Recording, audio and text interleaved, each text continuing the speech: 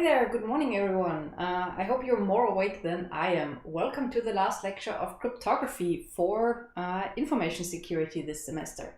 Our topic for today is going to be a bit further up in the stack of cryptography than it was in the last few weeks. Namely, today we are going to have a closer look at some protocols and applications, as well as some more general discussions based on the input you've provided last week. So to recall a bit what we've already done, in the last 3 lectures we've essentially looked at the layer of primitives and schemes.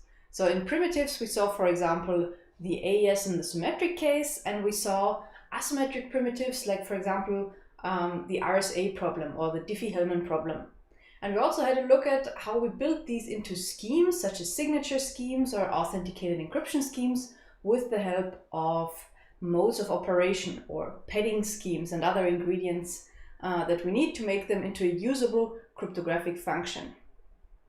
But so far we haven't had a deeper look into how to use these functions. We saw a bit of it. So for example, if you remember in the authentication lecture, we had the example of some authentication protocols, like for example, the two-factor authentication setup, which uses MAX, for example. But what we've been missing a bit is the main protocol that all of these ingredients are used for, namely TLS and other communication protocols. And that's our plan for today. So we want to look at these protocols, at some considerations whenever you apply cryptography. So some things then can fail, some things that you have to pay attention to when, for example, generating your keys, and some general comments on security. So to remind you a bit in more detail what we talked about last week, because some of it is going to be quite relevant for today as well, we had these 2 main hard problems that we spoke about. And the first of them is the discrete logarithm problem, or DLP, where, if you remember, we were doing a lot of computations modulo a prime number p, which we denoted. So computing modulo p is what we wrote using this ZP in the subscript. And the main challenge that we had in this construct, in this multiplicative group, was that we are posing the challenge given some generator G, meaning a number that can generate all other numbers in the group. And we take this G to some power X to give us another element Y, all computations modulo P. So the challenge given this equation and given G and Y was to find out what the exponent X was. So how many times I multiplied G to itself, modulo P, to produce the other element Y. And this is very relevant because it's very, very closely related to the so-called DiffieHellman problem, which, if you remember, was the specific case we had in the DiffieHellman protocol. I'm going to recall it in a moment because we're going to need it today. There was one other hard problem that we looked at, and that is the integer factorization problem. So here the task was, given some number n, usually a number that is the product of exactly 2 large prime numbers, we're supposed to find exactly those 2 prime numbers or all the prime numbers that this number is composed of. Now there's a unique answer to that. There is only one prime number decomposition, and we're supposed to find it. And this was relevant because it was very closely related to the RSA problem, so to the problem of reading an RSA encrypted message. And as usual, to go into a bit more detail, it's time for our recap quiz. So I hope you've already found the link in the description, because the code is today not so well readable because I've messed up the positioning of the chat today. So please join by clicking the link right below.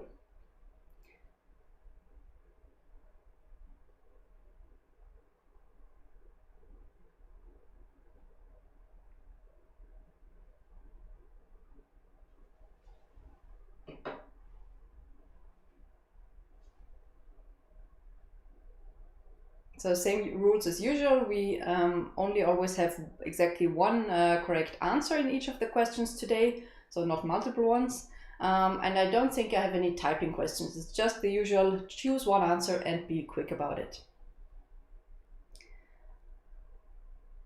Okay, let's see how many we already have. It's 47 already. Okay, that looks pretty good.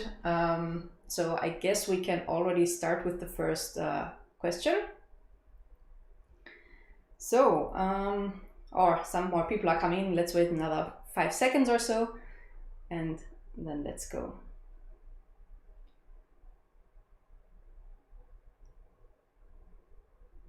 So as usual, faster answer gives more points. In which public key encryption schemes, who is the owner of the private key?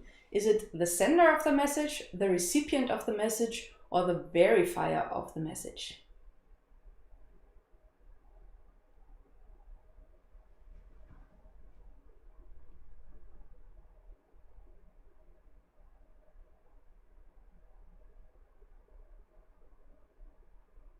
Oh, okay. Then we already are running into the first problems. So some of you correctly chose that it's the recipient of the message who needs the private key, because those people who are sending the message are actually using the public key.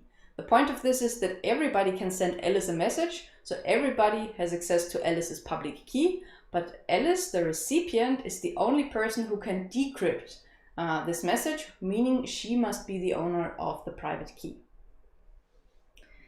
Okay, let's have a look at the next one.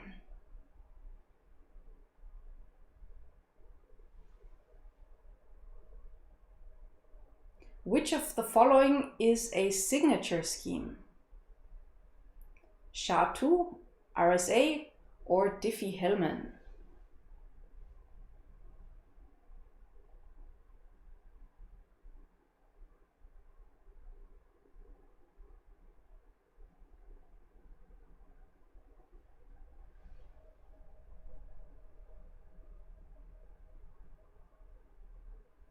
Okay, at least the majority is correct, but not by a wide margin. Indeed, RSA is both an encryption scheme and a signature scheme. DiffieHellman is something we also covered last week, but this was a key exchange mechanism. And SHA-2, that was already quite some weeks ago, because this is a hash function. This means it's an ingredient that is usually applied before signing, but it's not itself a signature scheme. Okay, I guess this means my questions are a bit too hard today. Let's see. Let's try a mathy question.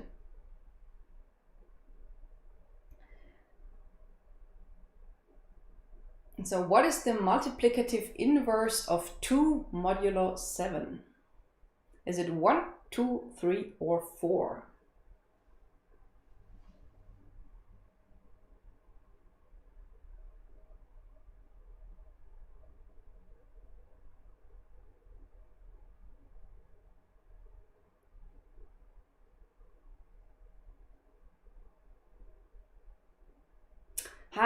Tight race, but unfortunately the correct answer didn't win. So the correct answer would have been 4, because 4 times 2 equals 8, and 8 modulo 7 equals 1. And the inverse of a number is exactly the number you have to multiply it to, such that you get 1 as a result. So 1 itself is not the inverse, it's the result we want to have in the computation. And 4 is the number that gives us this result. Okay, so the other two are not inverses, because 2 times 2 equals 4, that's wrong, and 3 times 2 equals 6, that's also wrong.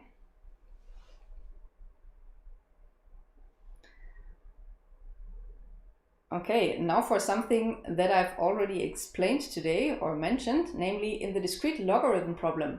Which value in the equation g to the power of x equals y mod p does the attacker have to find? Do they have to find g, x, y, or p?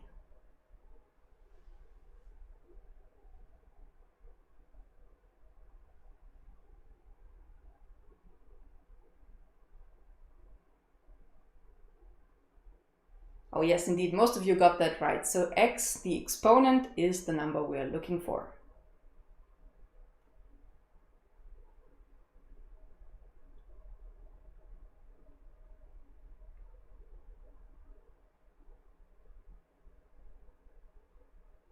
In RSA signatures, if you do signing, this works exactly like RSA encryption, RSA decryption, or DiffieHellman key generation?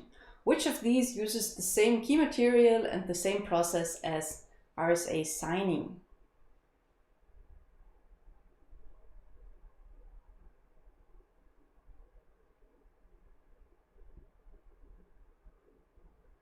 Now we're running into the same problem that we already had in the first question, namely the signer is the owner of the secret, of the private key. So only this one person is able to sign stuff. Just like the recipient, the person who decrypts the message, is the only person who can do this decryption.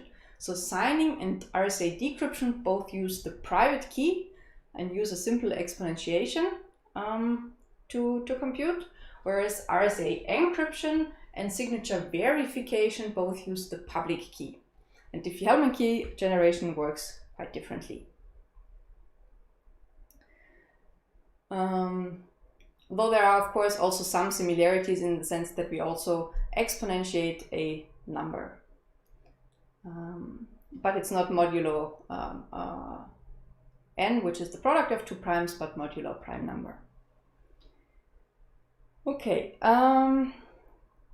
then two questions left. The first of them is, which hard problem is the security of RSA based on? Is it the discrete logarithm problem, the DiffieHellman problem, the factorization problem, or the something closest vector problem?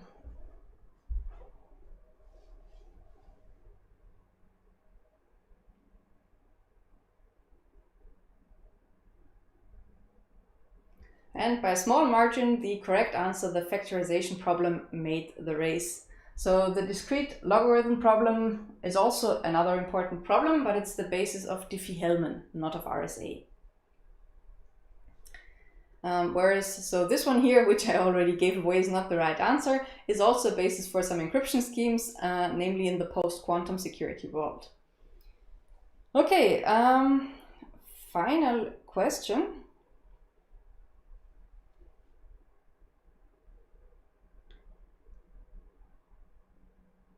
Which problematic property does textbook RSA encryption have? This is a difficult one.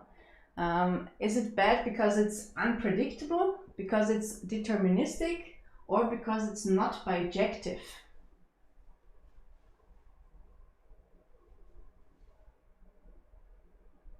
You might also know this from the exercises.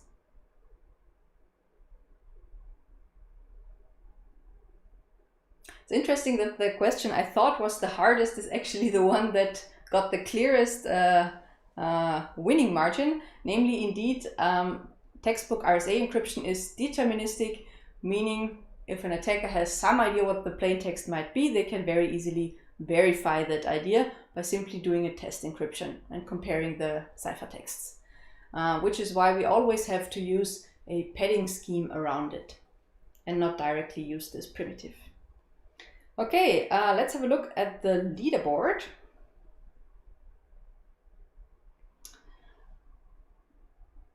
Oh no, I guess we have the same winner as last week, namely it's Thomas again, and the margin of Thomas is growing and growing. Congratulations.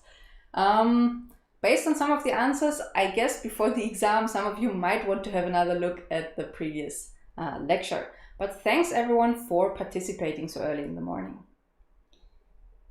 Okay, then let's return to the actual lecture. What's the plan for today in some more detail? So we first are going to have a look at some protocols. First at the probably most widely used protocol of them all, namely TLS, and one particular of its properties, namely so-called forward secrecy. I can already tell you I'm going to explain it a bit to link it to the cryptography ingredients that we have, but you are going to hear a lot about it again at the end of the term in the network security lecture. So some of the things then should already sound familiar to you. After that, we are also going to discuss a bit about one very important ingredient for TLS, namely certificates, public key certificates. And finally, a very, very brief look at some protocols that are relevant for privacy, but really just a tiny preview. Then in the second half, so after the break, we want to take a closer look at cryptographic security and some different aspects that are connected to it. So first, some words on how keys are generated, where they usually come from, what the concept of entropy and randomness means in this context, and why this can go wrong. Next, I want to talk, by popular request of you last week, a bit about quantum attacks. So a brief look at why quantum computers are a threat, to which schemes they are a threat, and what is currently being done against that. And finally, also by popular request last week, I've collected a few crypto failures. So I've tried to focus not exclusively on the big historic failures that we've seen, but more at the sort of failures that are unfortunately very widespread. So something that maybe carries some more meaning for you personally to take away for your future software developing career or architecture career. System architecture, I mean. Okay, so let's jump into the first topic, namely protocols. For this, let's first recapitulate something we already heard last week, namely the DiffieHellman key exchange scheme. This is because this is an absolutely essential ingredient of most communication protocols. So if you remember, this protocol worked as follows. It had some system parameters that we set in the beginning. These include choosing a prime number that serves as our modulus, p. This is something that doesn't have to be chosen by every user, but this can be a global parameter. So everybody can use exactly the same p, it's not secret. And then we also need an element which can generate all the numbers modulo p. And this is the generator alpha. So these are the system parameters. And what Alice and Bob are doing and what they are trying to achieve is, at the end, they want to produce a shared key. So a key that they both know, that nobody else knows, and that they can use for encrypting their communication with AES afterwards. And they do this as follows. So Alice first generates a private key, which is simply a number, modulo p. And what she then does is she computes her public key as the generator we have here to the power of her secret key, modulo p. All computations are modulo p. And Bob does exactly the same thing with his private key, also producing the public key in the same way. Now both of them have the public key of the other person and can compute the shared secret key by taking this public key of the other person and raising it to the power of their own secret key. What they get as a result is both get alpha to the power a times b, which is the same number, so they afterwards have a shared key. And the Diffie-Hellman problem tells us that it's hard, by just observing these public keys, to recompute these shared keys from them. So that's the general idea, and this general idea is great, but if we use it just like that, it unfortunately does have a few shortcomings. And two of them are as follows. So first, nowhere in this process was there any authenticity. So they are happily sending each other public keys, but they so far have no real idea who they are exchanging keys with. So in other words, they receive a public key, but they can't be certain it belongs to Bob, or that Bob chose it. And the other problem is that it does not provide forward secrecy. What does that mean? This is not a direct threat, an immediate one, but something that could happen in the future. Namely, if at some point in the future, for some reason, Alice's private key leaks, then of course we have a problem, because the attacker will be able to read everything in the future, but this will also destroy the security backwards in time. So in particular, if the attacker learns the private key A, and they know some transcripts of previous protocol runs with different people, they can recover all the previous shared session keys and decrypt all the previously exchanged messages. And why could that private key leak sometime in the future? while it might be sometime in the future there's a side channel attack, or your laptop is stolen, or it might also be that you're using the key for a long time until the algorithm you use is no longer secure. So for example, there are some very, very old certificates around which are like almost 20 years old or so. They use still very relatively old cryptography with smaller key sizes and so on. Or also if in the future sometime we have a quantum adversary who is able to break stuff. We don't want everything in the past to also become insecure. Now, of course, going forward it will be insecure, but we can solve that by changing the key. But we do not want to threaten past communication. And preventing this property is called perfect forward secrecy.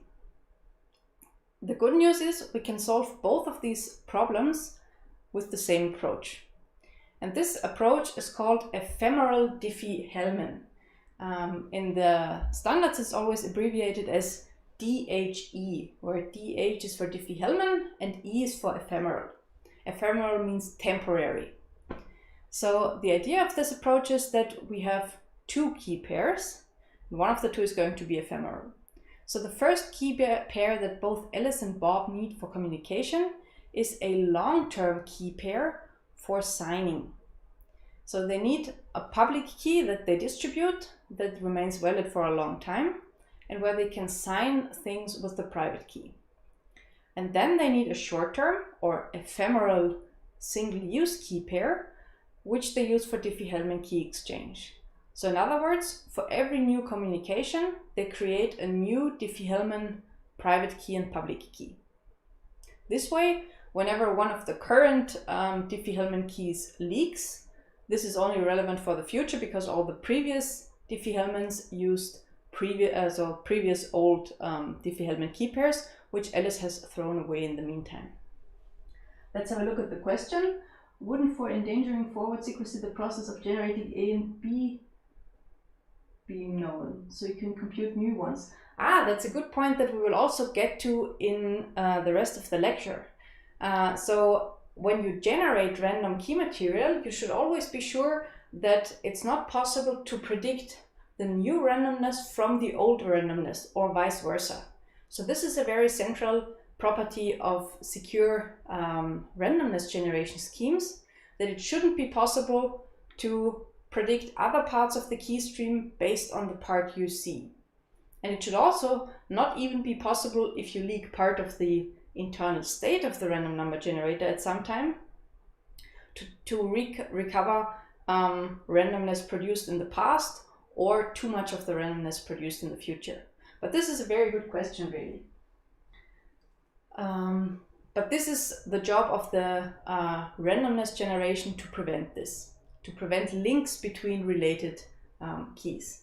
In the exercises, you see an example where this property is violated because there is a relation between the consecutive private keys that are generated. Okay, so these are the key pairs involved here. What do we do with them? So first we execute a normal Diffie-Hellman key exchange with our temporary key, and we get our shared secret key out of that. And then Alice and Bob do a few additional steps. So after this process here is finished, they exchange some more messages, namely the following. First, for authentication, they send each other a signature of the entire transcript of the messages they've sent each other. So in other words, they take all these messages, everything they've exchanged so far, and put a signature on it and send it to each other. So they confirm to each other with their long-term key that they've actually been communicating with each other. So this serves to authenticate the communication partner. Next, they do something else. They compute another authentication tag, namely they compute the message authentication code also of the entire previous exchange. So usually what they do is they take the signature and encrypt that again using a MAC, or authenticate it using a MAC. And for the MAC, they use not a public key because this is a symmetric scheme. They use a key that is derived from this shared key material. What's the purpose of this? The purpose is that they confirm to each other that they have correctly received the correct key W. So after this step, after verifying each other's MACs, they know that the other person has the same key that they have. This is called explicit key authentication. And finally, they throw away, this is very important, they throw away the DiffieHellman keys. They will not need them anymore, and they'll only be a danger if they keep lying around. So you throw away your temporary key immediately after you derived the session key and did the necessary communication steps or computation steps over the key exchange. Let's see what other questions we have. Isn't that still attackable by man in the middle? What uses the signature if you can't trust that the sender is the sender? Another excellent question. Here, the signature is not just sent by itself, but it comes with a certificate. But since I haven't explained certificates yet, I haven't added this here. So the public key used for the signature is guaranteed to be authentic by using a certificate. Now you might say, wait, if we have certificates, I could already have used certificates at this point. And that is absolutely correct. And that is also what some, in particular, older communication protocols do. So you can also solve this part here, the authenticity, by directly providing certificates for these public keys here. But then you won't solve the second problem, which is why we have this entire process where we solve the forward secrecy by having throwaway keys, so they can't be recovered later, so they can't be exploited later. So in particular, after this session has ended, there's absolutely no way to find again this value W, this secret key that was then used to encrypt the actual data.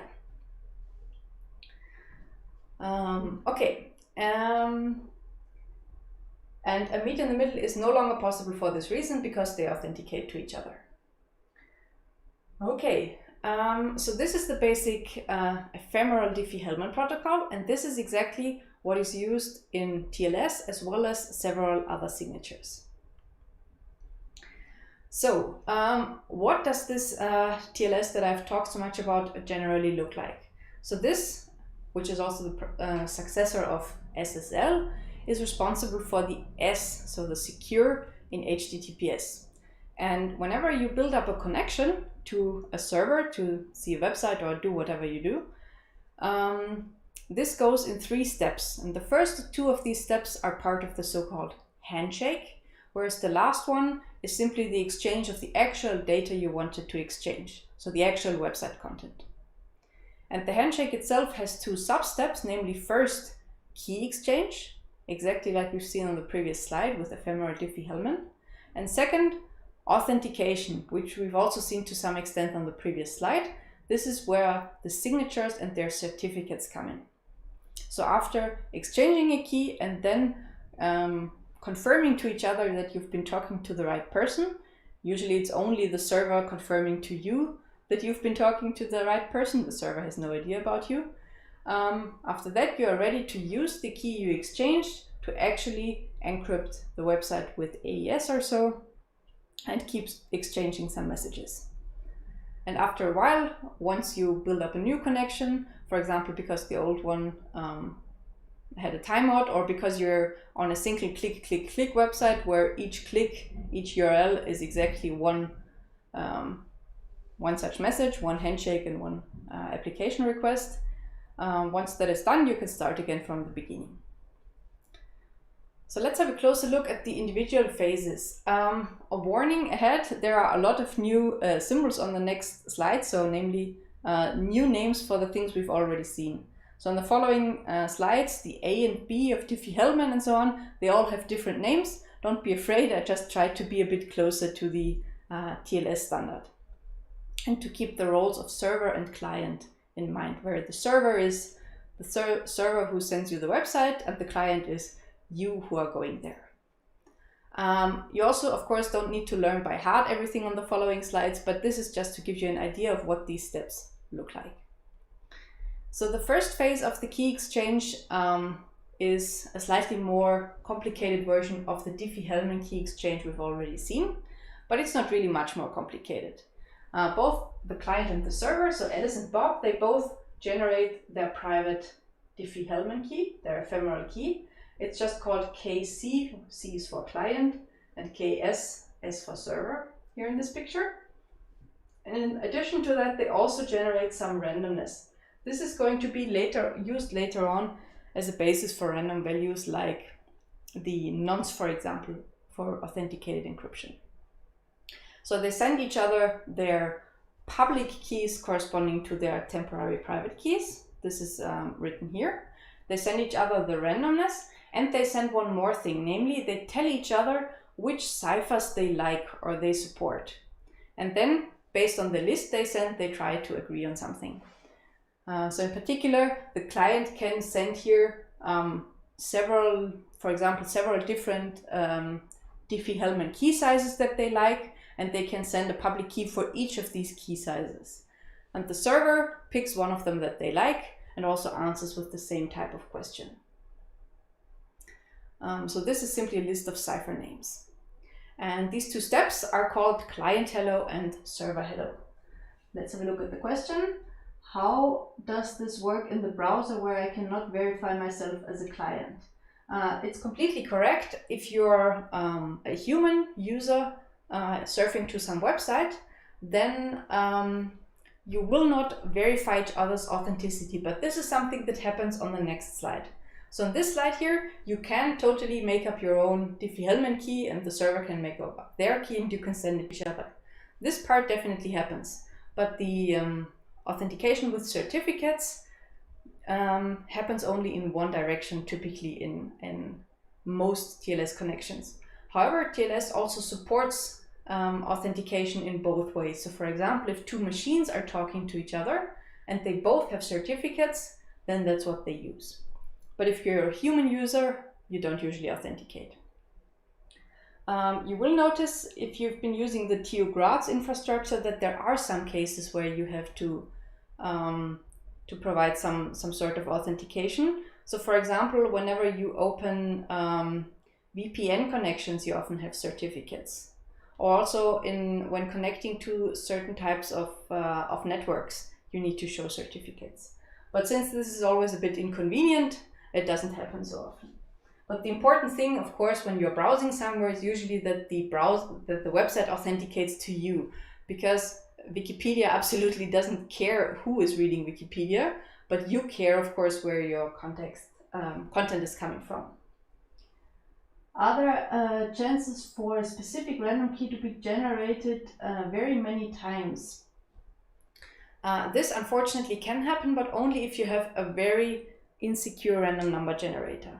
So unfortunately, in the real world, it has sometimes been observed that some people generate the same keys here multiple times. This is usually if the code is very crappy. So for example, it uses a weak random number generator with a very small seed. We will come to some pitfalls in this direction later in the lecture. So if this happens, you have a very big problem because your crypto code is really very hopeless.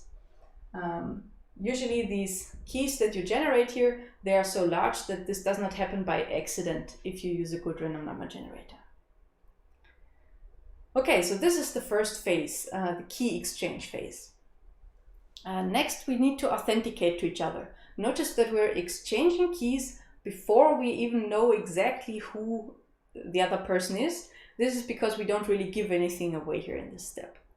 So in the next step here, I've marked all of this in green. This means that all of these messages are already protected by the shared secret key that we've derived in the previous step. So the end result here was to have this shared key W or KAB to use for AES afterwards. And all of these messages are already authenticated with that. But now, so this is just authenticating the messages, but we need to authenticate the people here. And this is where the certificates come in. So the server now sends a bunch of stuff to you. This includes, they sent their certificate of some signing key. And then they also use this signing key here. Again, like we saw in the previous Ephemeral DiffieHellman case, the server signs the entire transcript of what you've exchanged so far. So they put all of these in one large, encoded in one large byte string, and put a signature on it. And send the signature with the key that corresponds to this certificate. So after receiving this here, the client can verify that the signature is actually verifiable using this key, and that the signature really corresponds to the correct transcript. This is to prevent man-in-the-middle attacks. After that, the server can send some more information. This can also be empty. And finally, they send this finished message, which we have also already seen in the Ephemeral DiffieHellman protocol, because they compute the MAC of the transcript they have sent so far, which now also includes the signature on top here. So this, what I've called Ephemeral DiffieHellman, also has another name. This is also called the station-to-station protocol, but to have not too many names, I've dropped it because you don't really learn anything from that. Anyway, you will see that the answer of the client is a lot shorter than what the server sends. They only send the MAC of the transcript. They do not send a certificate, and they do not sign anything.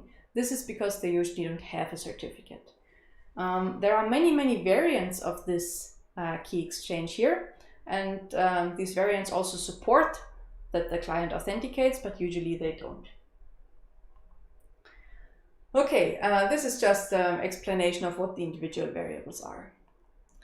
Okay, and finally we're in the phase where we're looking for, namely we were hoping to exchange data, and this is what we do now. And again, this is green because all the communication we exchange from here onwards is protected by authenticated encryption with the key we got from DiffieHellman. So all the keys that are involved here are derived from this alpha to the power of a times b with the help of some key derivation functions. So you can imagine these like a sort of hash function where you put in the output of DiffieHellman plus some flags what you want to use the key for, so that you can derive several different keys from there. For example, the first key you derive is for this MAC here. So you could put into the hash function your DiffieHellman output plus the string MAC, for example. There's another string, of course, that is specified here, but I don't know that by heart. And the key material to send in both directions is also derived.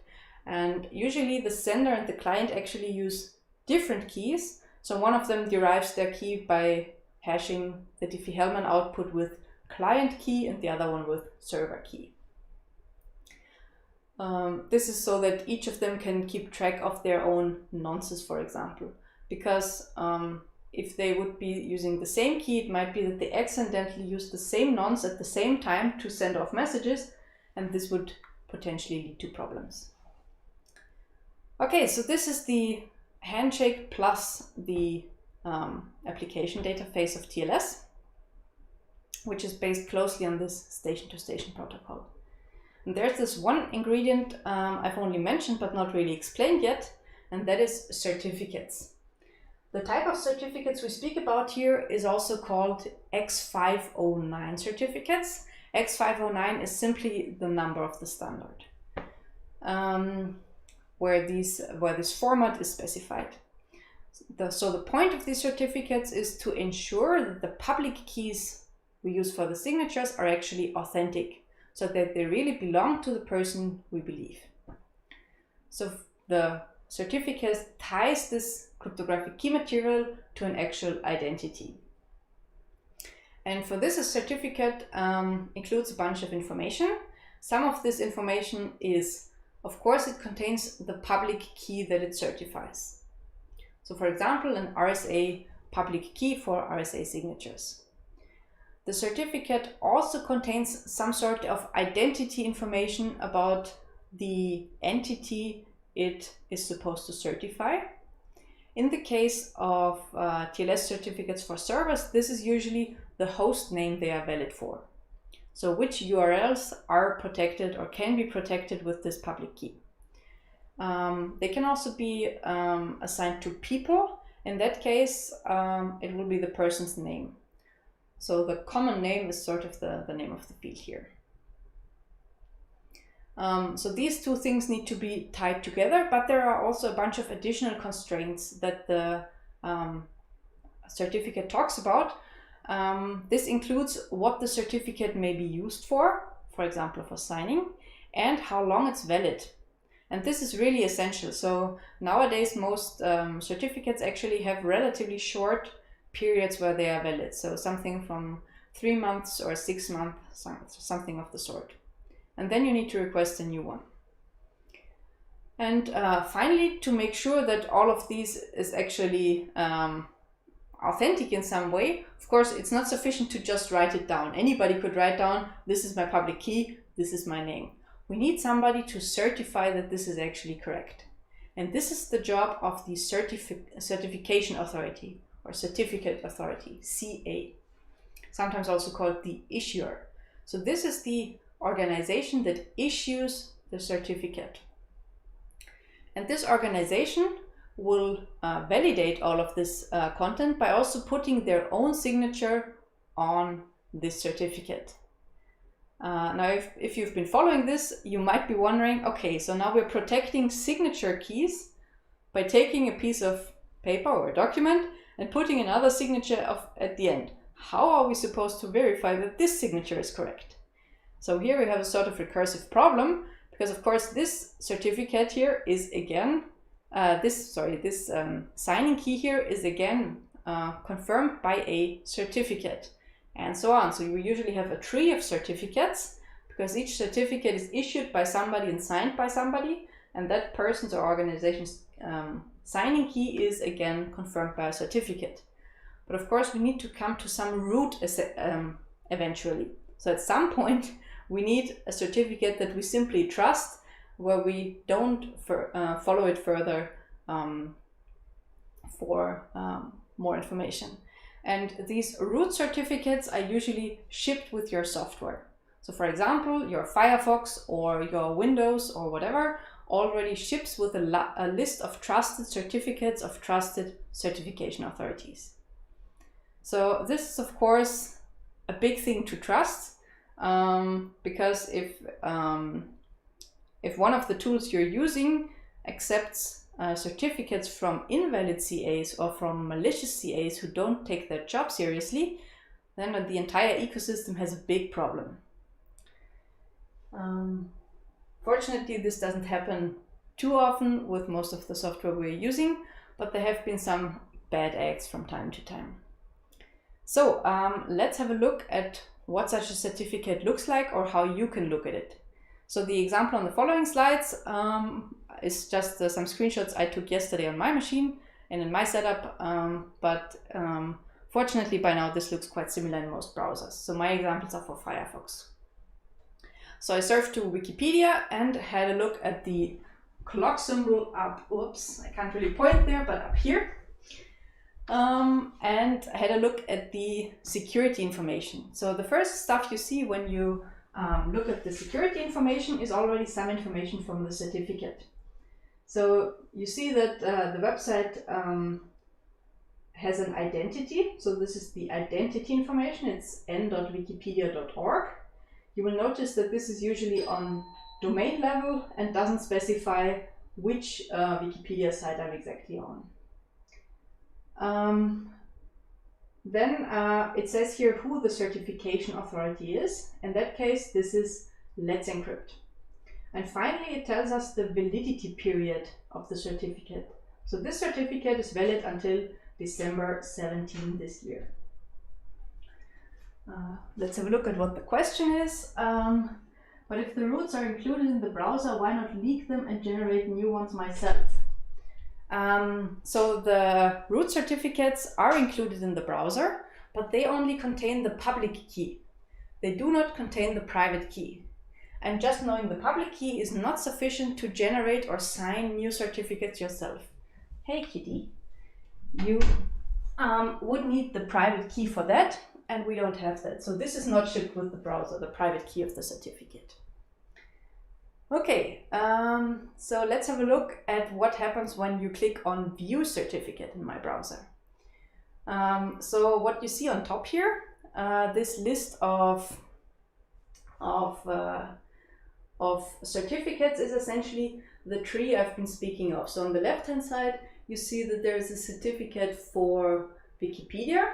In the middle you see the name Let's Encrypt, so this is the CA that issued the certificate to Wikipedia. And on the right hand side you see the word root CA. This means that this is the certificate authority that issued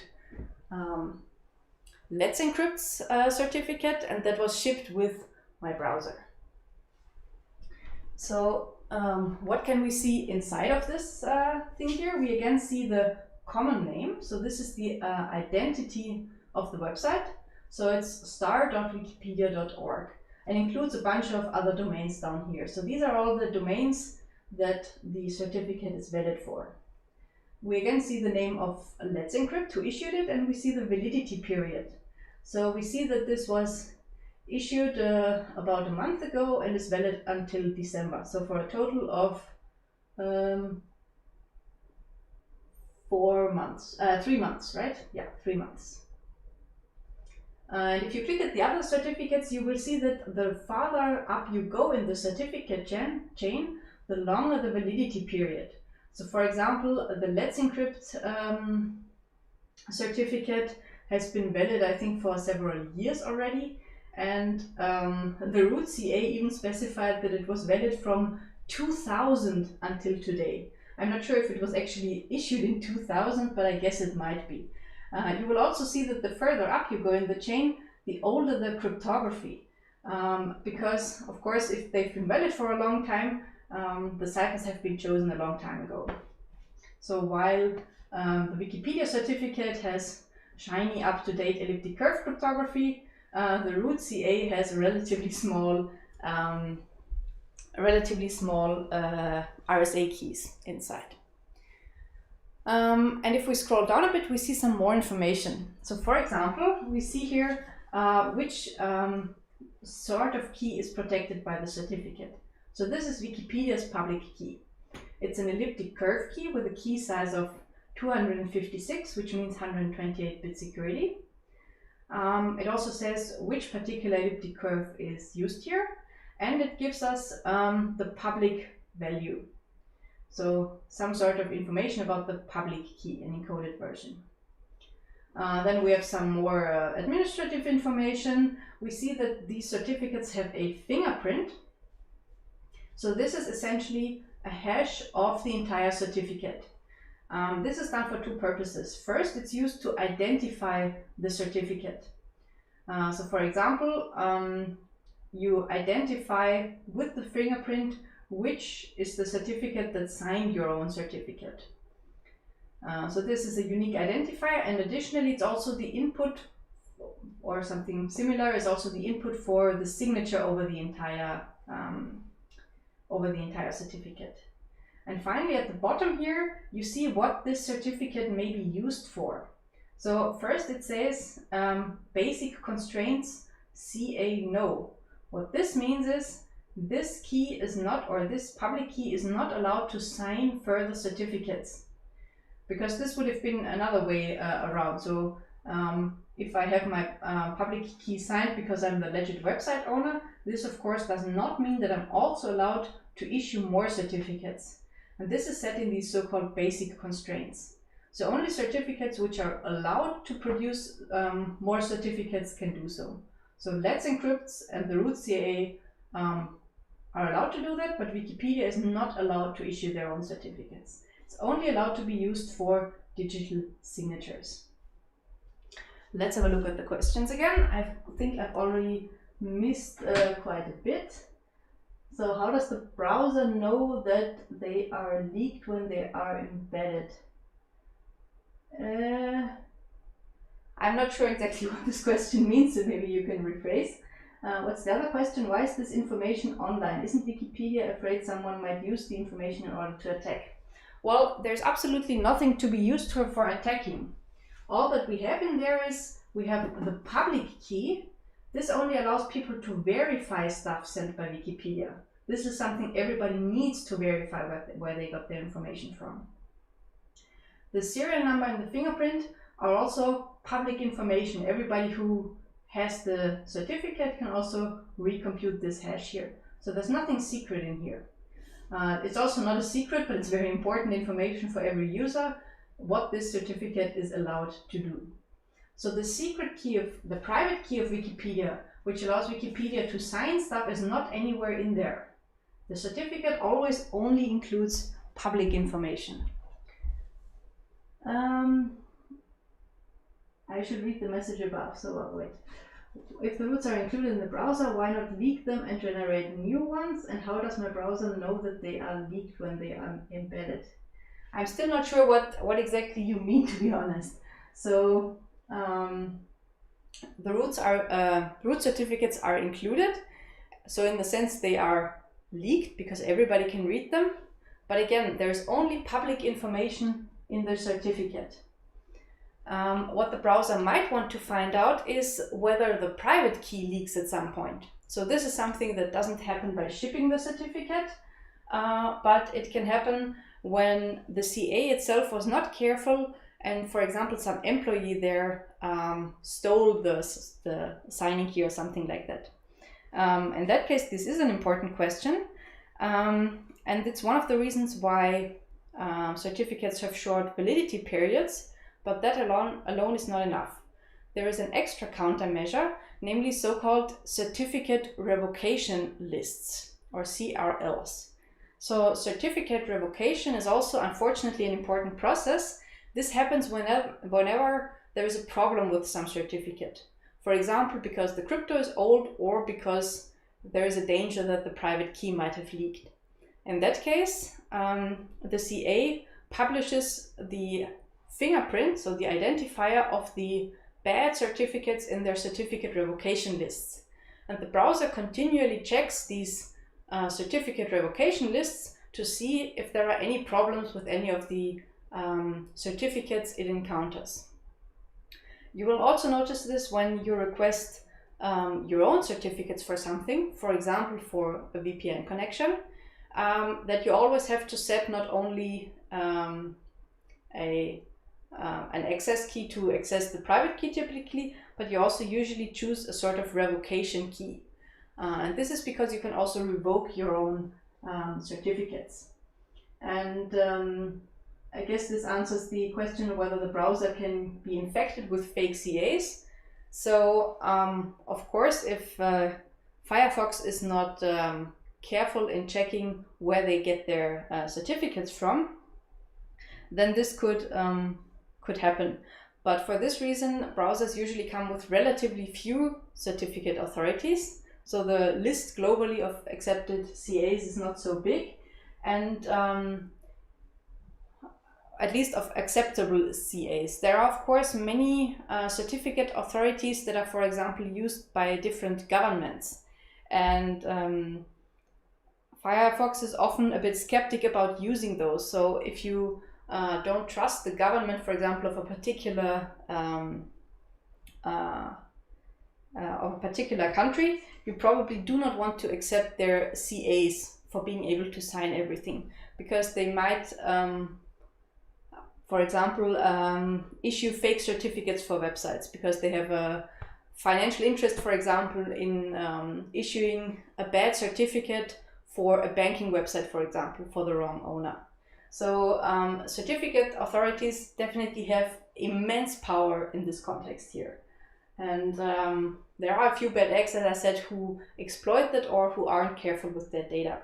So for example, one of the big malware problems that we had, namely the Flame malware, was linked to such certificate problems because there were certificates which originally were issued by CA using very old crypto, namely MD5.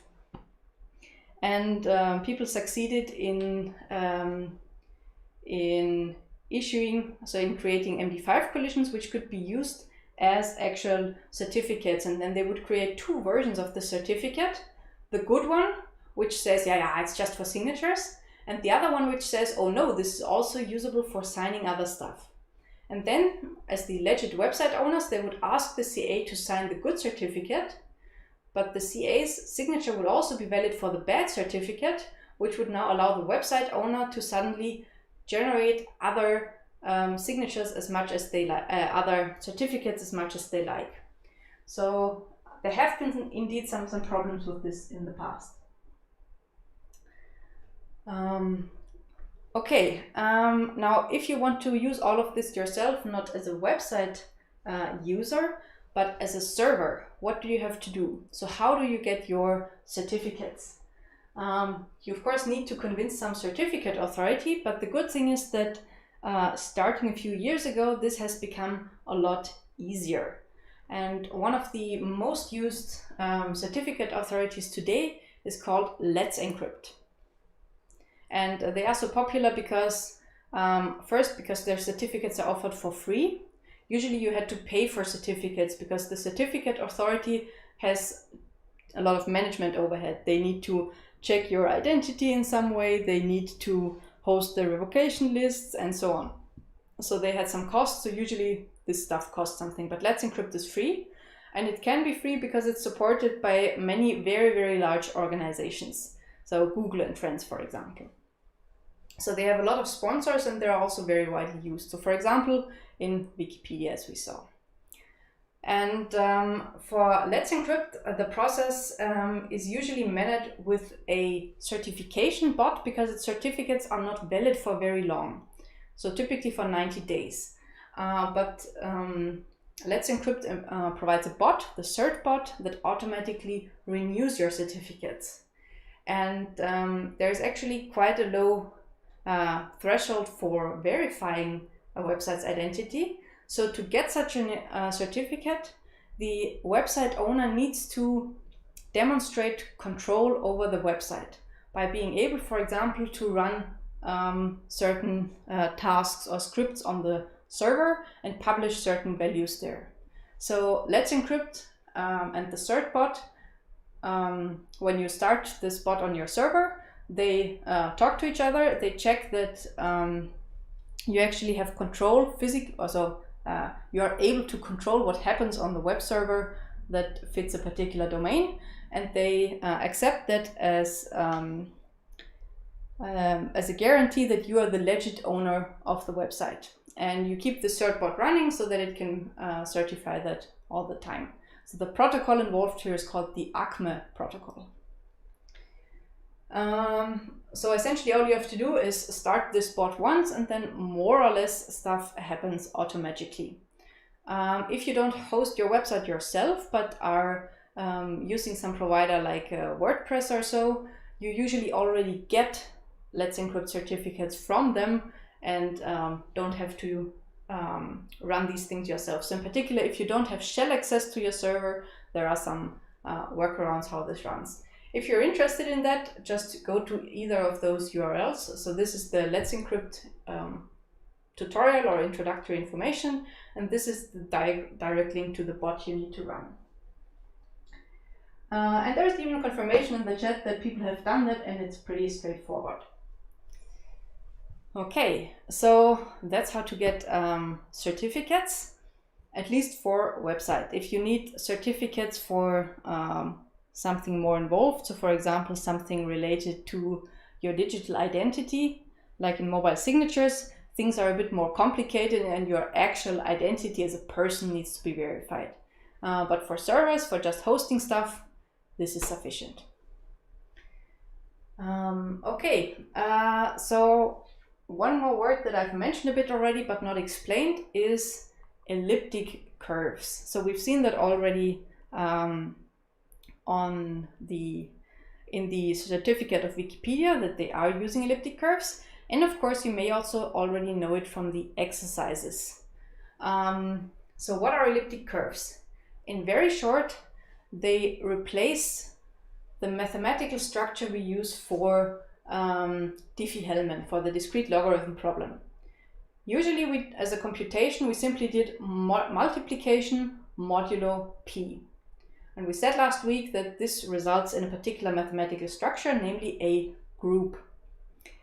And the thing is that multiplication modulo p is not the only useful group you can do. In particular, there is a very attractive alternative group, and this is called the elliptic curve group. So if you recall, a group is simply a set of elements with an operation to it. Here the set was the numbers from 1 to p minus 1, and the operation was multiplication modulo p. In case of elliptic curves, the elements that you have to compute with are two-dimensional points. So they have both an x-coordinate and a y-coordinate, and each of these two is a number modulo p. And you also have a computation rule. So instead of multiplication, like in this example, the operation in elliptic curves is written as an addition. However, the addition of 2 points isn't just actually adding the x and y coordinates of each point. It's something a bit more complicated. And it depends on what is called a curve. So a curve is a particular structure where all my points that I can use are located on. So not every x and y combination is valid, but only those that are on the curve. And there's a particular addition rule, how you get a result of addition. I've illustrated it here. In short, you do a line through both your points. It intersects the curve in one more point. You mirror that on the axis, and that's your result. This is a graphical representation. In reality, there are just some formulas you evaluate, which look a bit nasty, but you just plug your x and y coordinates in and get x and y coordinates as a result. And this elliptic curve addition can also be used to define an elliptic curve discrete logarithm problem, where instead of multiplying a generator k times, you now add a base point k times. So base point, this p here, is just another word for generator in this particular group. So this looks like before, and you also get a number as a result. If you add p k times to itself, so if you compute k times p, the result is called q. So the challenge, the elliptic curve challenge, is simply given the base point p and the challenge point q, how can you generate q? By adding p often enough to itself on this group using this addition rule. And the great thing, so there are two great things about elliptic curves. First, you can more or less translate the algorithms we know into algorithms for elliptic curves. So you can translate DiffieHellman. You can also translate the digital signature algorithm, which is a signature algorithm that uses as an ingredient operations like DiffieHellman. And in all cases, instead of doing multiplication, you simply do addition of points. And this also follows the group computation rules. I see there are some questions. Let me check. While watching this, I'm in the process of setting up a web server that you need. Excellent. So enjoy. Then what's the other question? In theory, in the future, there might also be a 4D, 3D version of this. No, not really. So there are things like further generalizations of this concept, but it's not really about the 2D-ness here. So the dimension of this curve is not really an important issue. We will stick with 2D for quite a while because it's simple, it's easy to use, and this is where this style of curve works. So it's not expected to move to higher dimensions in the future. We will stick to two-dimensional points. Okay, so I said that one great thing is that you can simply reuse the existing schemes. Of course, that begs the question, why would I want to replace it? So in what sense are these complicated addition rules better than standard DiffieHellman? And the one big reason why they are better is because they actually need smaller keys. So I have a comparison here. These are the recommended key sizes for RSA signatures and RSA encryption, as well as DiffieHellman key exchange and the digital signature algorithm, which is related to DSA. You see that both of them need very large keys. Both of them for 128-bit security need approximately a 3000-bit key. You can sometimes still see the smaller keys around, which provide a bit less security. However, if you use elliptic curves, you have the same sort of operations, but all of the operations are not done modulo a 3000 bit number, but just modulo a number that is the size of 2 times the security level. So you will notice here that these numbers look similar to the numbers we also saw in hash functions as the necessary output sizes. There they also were 2 times the security level as a key size. And that's the case here as well. And this has a lot of advantages. The signatures are potentially smaller. All the computations are done with smaller integers, meaning they're a lot cheaper, and so on. So this is generally more efficient, even though the specific operations that you have to do are actually a bit more complicated. So doing one addition here is actually a bit more complicated than doing one multiplication modulo p. However, if the numbers are so much smaller, it's still better and more efficient. And this is why more recently you very often see some cipher name preceded with EC for elliptic curve, where cipher name is either DiffieHellman or digital signature algorithm. Okay, that's it from my side for the standard protocols. Now let's have a quick look at some protocols or at some considerations that are related to privacy. Because the thing is, what we've seen so far is we've seen secure mechanisms to protect the confidentiality and authenticity of communication between 2 communication endpoints, typically a client and a server. Now, this looks like the standard thing we need. However, often we need something more complex because there are not just 2 people involved. And a very important example of this is if there are 2 real people involved, but a number of additional servers in between them. For example, if you do messaging, like WhatsApp or so. In that case, you don't directly send your message to Bob, but instead you send it to some WhatsApp server, who sends it to some other servers, who sends it to some other servers, who finally sends it to Bob. And while TLS, what we've seen so far, is useful to protect each of these links here, it does not directly protect the communication between Alice and Bob. So no adversary can read what Alice and Bob are exchanging in the case of TLS, but every intermediate point here who talks to Alice, so who is the communication endpoint, can read stuff. So for example, in a messenger that doesn't provide end-to-end protection, if you send your message to the server, of course the server can read it. They decrypt it and store it instead of just keeping it in an encrypted way and forwarding it to Bob. Whereas protocols that do support end-to-end encryption don't follow this line here. So they do, of course, TLS protect the connections.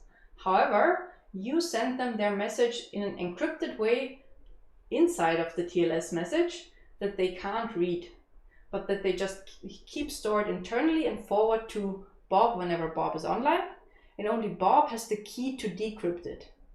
So in end-to-end encryption, you have a sort of virtual additional channel that goes across multiple endpoints potentially and really protects the confidentiality between these 2 people. So it preserves the privacy of the 2 from the curious server. Now you can already implement some of this using the ingredients we have.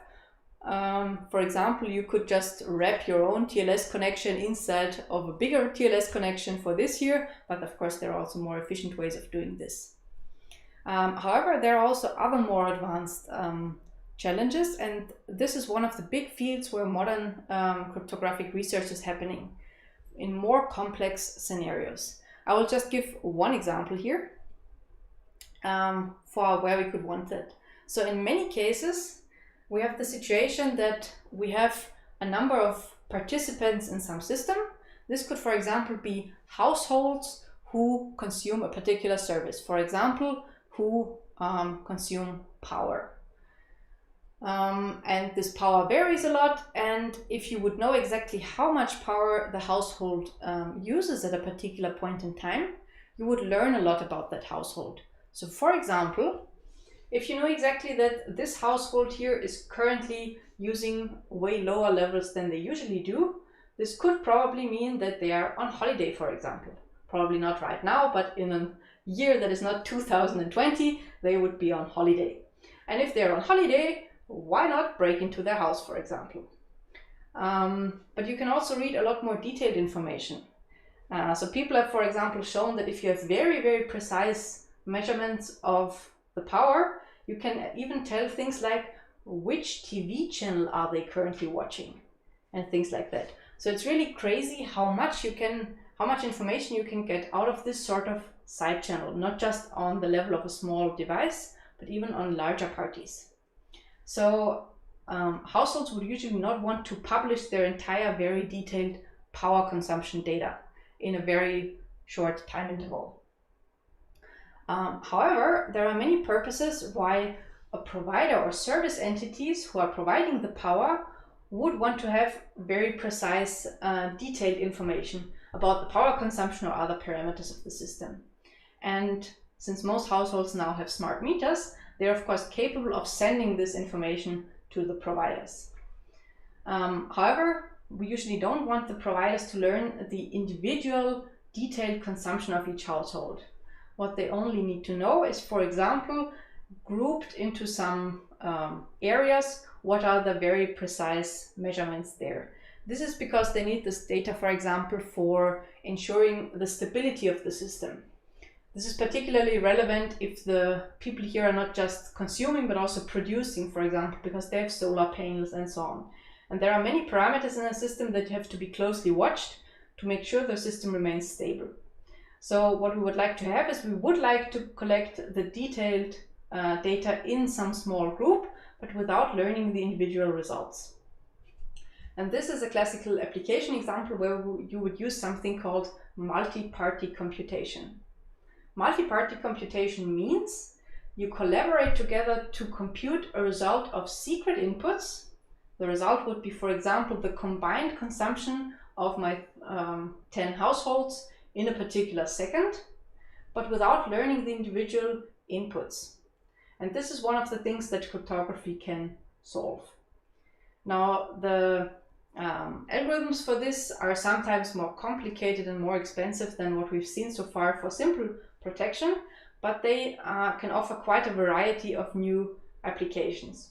When you're able to compute functions of secret inputs, or when you're able, for example, to process data and compute some statistics from it or some information while it's encrypted, this is of course great. So cryptography opens a lot of possibilities here, and this is also explored very actively by companies, because people are of course very secure or very selective about their privacy, or have a big desire to have their privacy protected. And there are many cryptographic solutions which promise to allow the provider to do something useful with your data without your individual data leaking.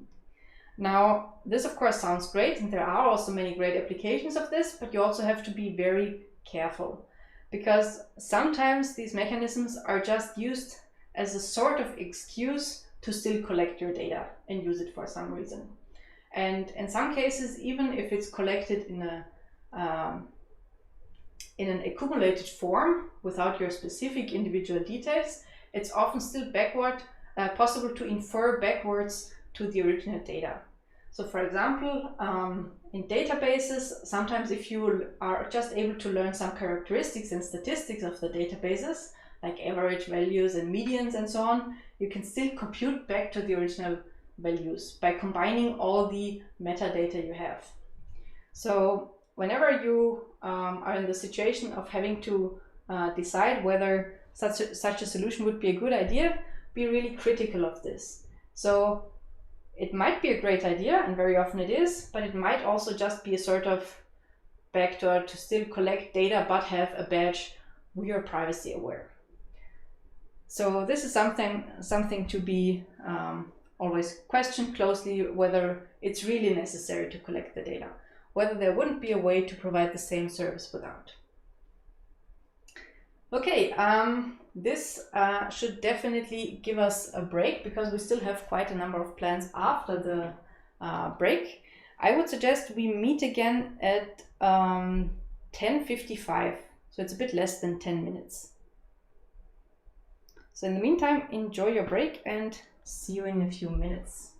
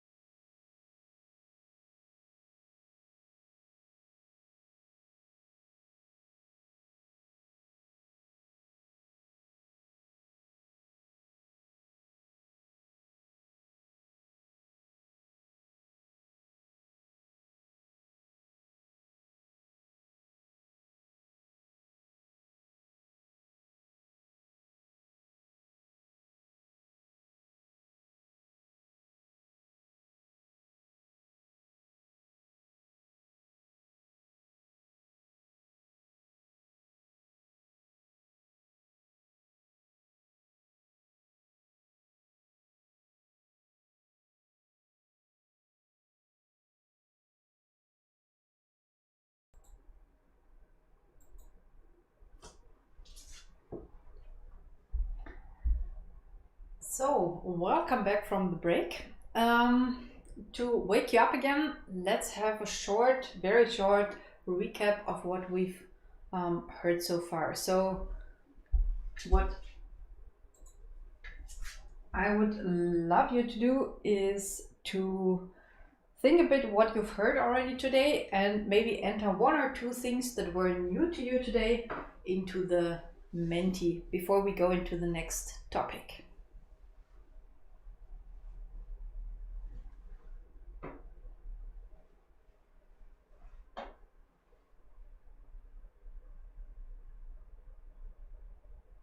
So certificates is something that was mentioned. This was also, of course, on the list of things you wanted to hear last week. Some new vocabulary like issue, for example. Some specific schemes like ECDSA, which of course I haven't explained in detail, but explained what the name is for and how elliptic curves work. Some people say SHA-2 was new. You may want to watch the second lecture again where this was already covered. X509, so again, the name of the standard that the certificates are for. Then some people like the abbreviation for privacy enhancing technologies, namely PETs. What else do we have here? Elliptic curves. What else? Secure multi-party computation we have here. Authenticated encryption. You might want to watch the third lecture again. TLS, as I said, you will also hear a lot more about that later. Google sponsors Let's Encrypt. Not just Google, but many companies. So if you go to their website, it's quite an impressive list. So they really have collected a number of or a consortium of people who not always have the same interests, but they agreed on this because it's just really important to secure the security of to ensure the security of web connections. You will also notice that some of the services are, for example, from the Electronic Frontier Foundation, so EFF. So it's not just commercial companies, but also some big open source names you find in there. What else do we have? Some more cipher names, Mr. Cat, and root certificates. Yeah, so this is an important concept because these root certificates do have a lot of power or are responsible in the background for a lot of the trust we expect from our systems. So if it goes wrong, it can go very wrong. A lot. Okay, thanks a lot for these inputs. Then I hope you're already refreshed from some new topics. Namely, I want to talk about several issues connected to security. And the first of these is where our security, meaning our key material, typically comes from. So we already heard that in many cases, the keys are generated randomly and freshly. So very often the keys we have, in particular the keys for authenticated encryption, they have a very short lifetime. So they are just generated as part of the DiffieHellman key exchange and then thrown away right after the connection. We also have short-term public keys, for example in Ephemeral DiffieHellman key. There are, however, also keys which survive for a long term. And here again we have both symmetric and asymmetric examples. In the asymmetric case, an example would be the long-term signature keys that you have, like for example in your certificates. And in the symmetric keys case, there are, for example, the long-term keys you use in your devices for two-factor authentication. If you remember this time-based one-time password protocol we had in the authentication lecture, this could use or could work, for example, with a long-term symmetric key. But how are they actually generated? So for the short-term keys, we've already seen that some of them can be derived from the DiffieHellman key exchange by taking the result of alpha to the power of a times b and then compressing it somehow into a usable key size. For example, by applying a key derivation function, which is essentially a hash function to this value. But how does the randomness get into it? So even in DiffieHellman, you first need to generate some random values, namely the private keys for DiffieHellman, before you can derive your symmetric keys. So it's essential here to have high quality random numbers. And this is something that, or one of the very frequent reasons for failure. The reason for this is it's very hard for us to tell by looking at a number whether it's random and how good the randomness is. And there are some very good randomness sources on your computer which you can access. For example, on Linux, these are in the dev urandom source, where U is for unblocking, meaning these are always available. In Microsoft, there is, it's called something like CryptoGen something.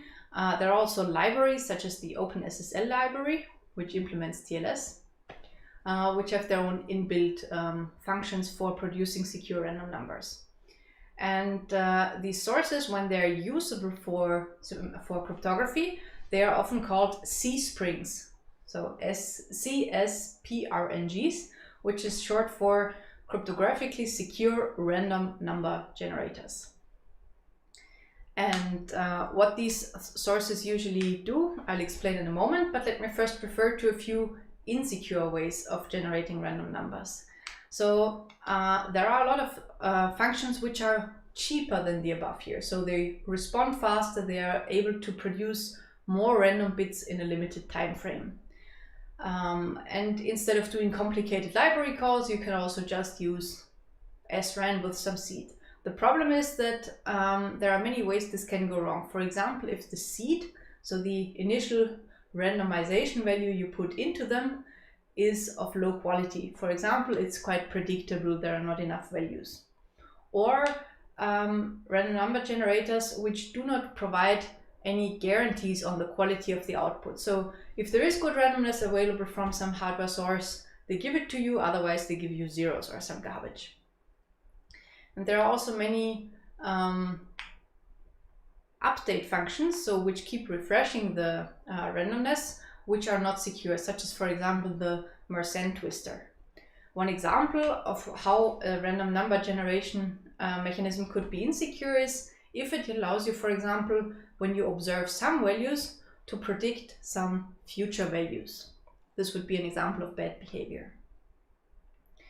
So how do the good libraries actually generate their randomness, or where do they take it from? They usually have two ingredients for that. The first of them is an actual non-deterministic hardware source. So a hardware random number generator, or true random number generator. This is something that's not an algorithm which is deterministic, but it's actually implemented in hardware. It uses a physical process to generate its randomness. For example, by including some small circuits with a physically unpredictable behavior and sampling that. Or by measuring other physical parameters with some sensors, like noise from temperature or from light sensors and so on. There are small quantum effects that you can observe and so on. Now, your desktop computer probably comes with its own small device that is a hardware random number generator, which is somewhere inside your laptop or tower. In addition to these physically measured randomness sources, there are some other sources which are not really physical, but where you also try to use sensors to measure something random. And your operating system does quite a bit of that. So for example, it measures effects in the network connection or related to the scheduling of processes or a bunch of the other things that go on in your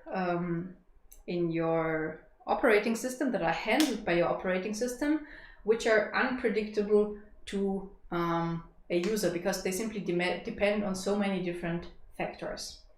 But the hardware device is definitely the main and most reliable source in this case. So this is some source of actual randomness. However, these sources usually don't have a very big output, so they cannot generate too many random bits per second. I see there's a question. Let's have a look at that. They're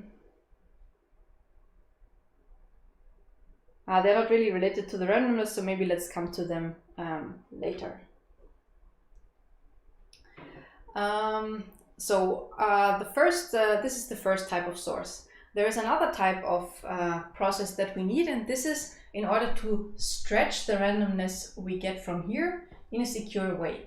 And for this we have an algorithm, so not a device, but an algorithm, a deterministic algorithm, which is capable of expanding a small bit of randomness into a large bit of randomness with good behavior. So that doesn't have any biases, that doesn't allow one to predict past from the future or vice versa, and so on.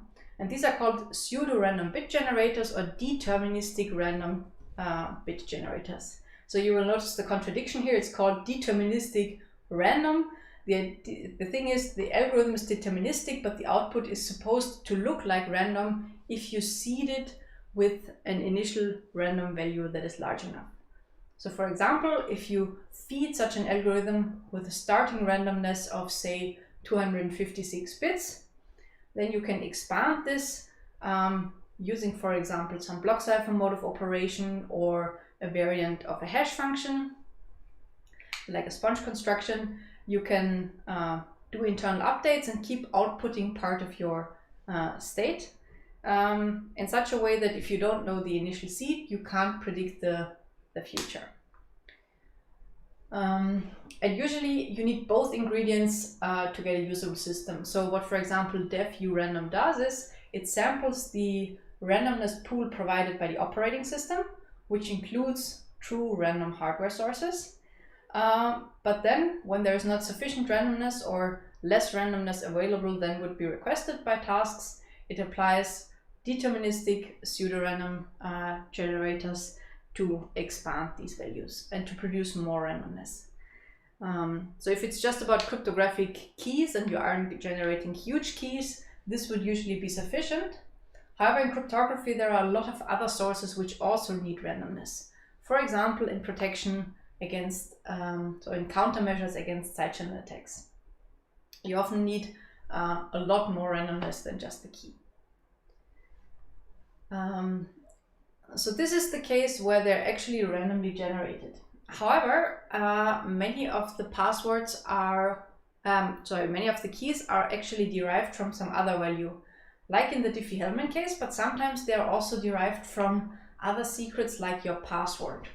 So for example, when you do disk encryption, what happens is that your password isn't directly used to encrypt the hard disk, but it's plugged into a key derivation function to derive a usable encryption key from it. So this is something similar to a password hashing function. You plug your password in, which can be pretty long, but has some predictable things. So like usually it consists of not random bytes, but readable ASCII bytes. And by hashing it, you compress it into the right size and you make sure that the individual bits are uniformly distributed. Now, of course, the quality of the key still depends on the quality of the password, because even if the result looks like a random number to us, this doesn't mean that I can't guess it if, for example, the password was chosen badly. The example you see here on the side is a screenshot of my disk encryption last year, and you see somewhere here that my disk was encrypted using AES in XDS mode, and a password-based key derivation function PBKeyDF, namely the function argon2, was used to derive the AES key from my password. Usually there's an additional layer of abstraction here, so usually the derived key isn't directly used to encrypt your data, because then changing your password would be a lot of effort. So what happens usually in that case is that your password is hashed into a key. This key is used to encrypt the actual encryption key, and store it in some header, and then the actual encryption key is used to encrypt the data. So if you change your password, the actual encryption key is not changed, but the header needs to be updated because the actual encryption key needs to be encrypted with the new hashed password. Okay, so quality of passwords is definitely a big issue, also for encryption and not just for authentication. Now, how do you measure the quality of a password? This is, of course, not very easy. There is one very central information theoretic concept linked to this, namely the concept of entropy. But we will see in a moment that it is still not really useful to evaluate an individual password. So what is entropy? Entropy is a measure for the amount of randomness in something, in a random variable. And it's measured in bits. So the unit for entropy is bits of information. And how much bits something has depends on how it was generated, on the distribution that the variable was drawn from.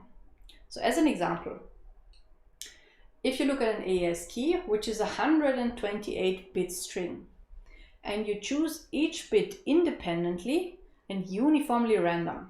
In German, this is gleich verteilt. So unabhängig, gleich verteilt. So each bit has a probability of 50% of being 1 or 0, and these bits are chosen independently from each other. So in other words, a perfectly random 128-bit string. Then this corresponds to an entropy of 128 bits. That's convenient.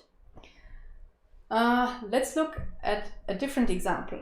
So it's not just the length of the value that is relevant, but the actual unpredictability of the result. If you take the same 128-bit string and choose the first bit 0 or 1 with probability 0.5, but then the entire other 127 bits are filled up with the same value. So in other words, there are only two possible values for your output, for your 128-bit output, and both have the same probability. This is essentially like flipping a coin, and this corresponds exactly to 1 bit of entropy.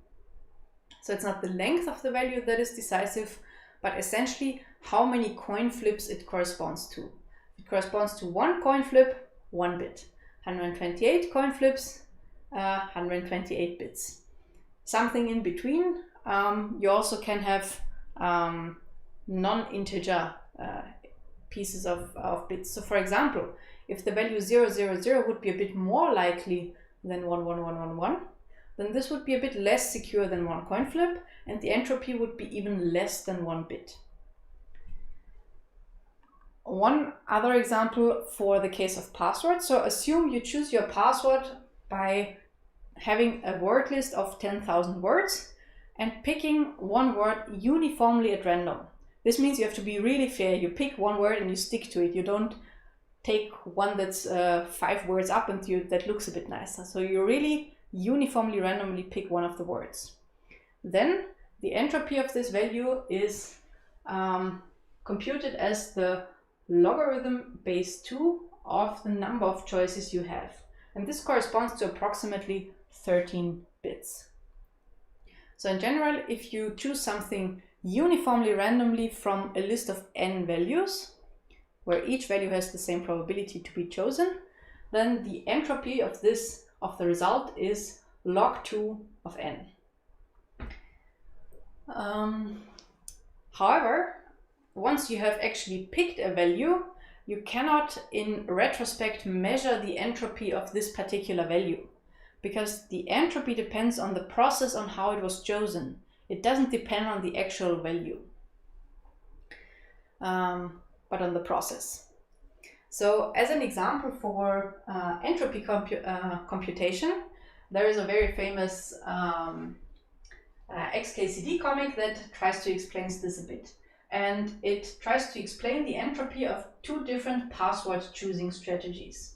So the first one is probably one that you have already met, namely you take something meaningful to you, in this case it's some not so common word, and then you do some tricks to satisfy all the password rules. Like you make some of the characters in caps lock, and you replace some of the usual replacements like A24 and so on, and you attach a number and some sort of punctuation symbol in order to satisfy the special character rule.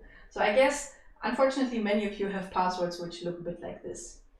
Now let's look into the entropy of this, how this is generated. So let's first look at the choice of the word.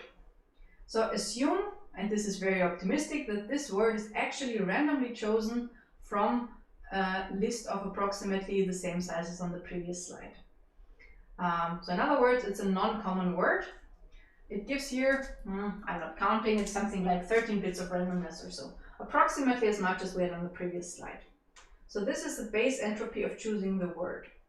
Then for choosing whether the first character is caps lock, you get one additional bit, because there are two options. Let's assume you pick it uniformly randomly. Then you have a few bits for substitution. So for example, for each of the typical lead characters, you can decide whether you replace it or not. Each of these decisions gives you one bit of randomness. For example, here the O was replaced and here it was not. Again, this is assuming you're actually choosing randomly and not just stupidly replacing each of them. Then there is a punctuation symbol.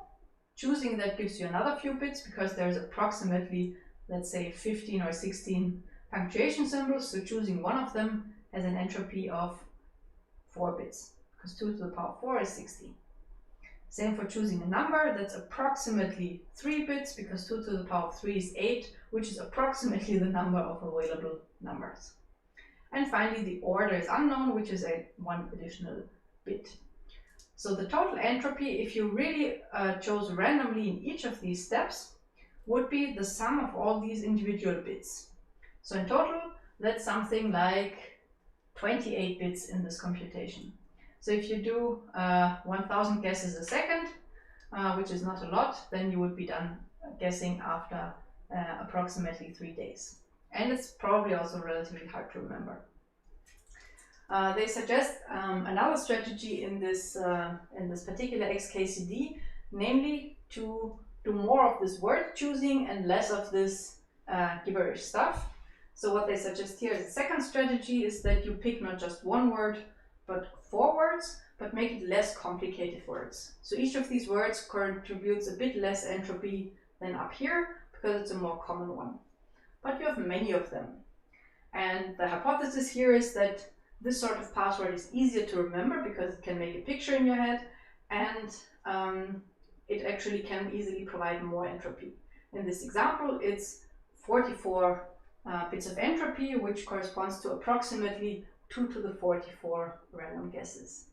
If you think back to the complexity table we had in the beginning, 2 to the 44 is still not really that much, but it can be a lot if a secure password hashing function is used, because a password hashing function takes a lot of time and a lot of memory, making even 2 to the 44 computations something difficult. So one thing you could do is you could try to investigate your own password strategies and try to find out how much entropy they really provide. And if you find yourself doing things like choosing your pet's names or so, the entropy of this is really low, because pet names are usually pretty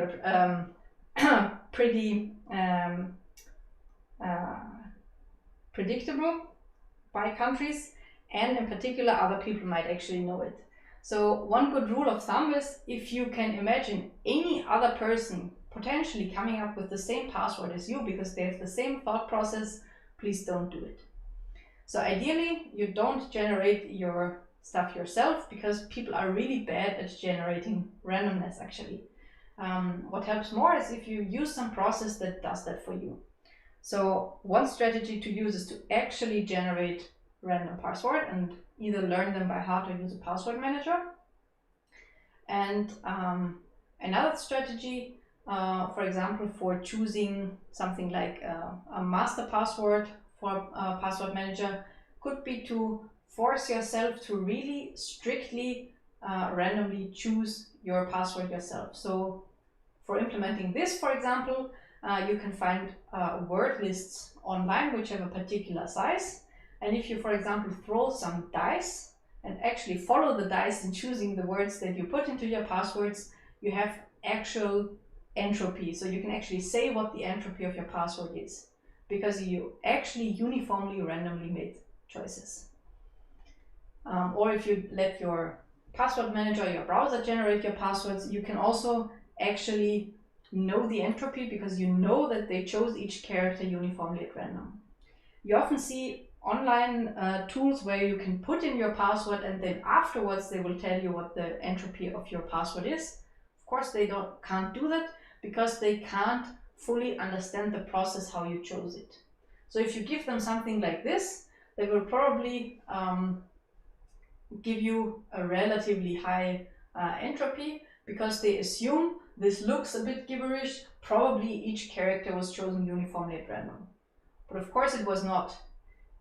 You don't have many of these symbols, you have a word as a basis and so on. So the computation here shows you that this password was not actually chosen uniformly at random from the space of all, I don't know, 10-letter passwords with numbers, special symbols and letters. It was not. It had a simpler rule that made some gibberish looking patterns a lot more likely than others. So entering your password and then letting the tool to tell you the entropy does not work, but actually generating it yourself according to a specific entropy strategy works. Let's see what questions we have. You tried the whole alphabet as a password and your password manager said it's around 7 bits of security. But security.org said it would take 4 quintillion years to find it out. There you can see that different entropy measuring mechanisms are actually also often give very different results because they make different assumptions about how you chose it. So for example, your password manager might know that the entire alphabet is actually something that can be found in some list of leaked passwords. And that probably means that even if it's a long string, it was not chosen randomly. So they give you a lower number, whereas other tools don't figure that out and think that it's a super secure password. So please don't rely on these estimates too much, but rather have a good process for choosing stuff.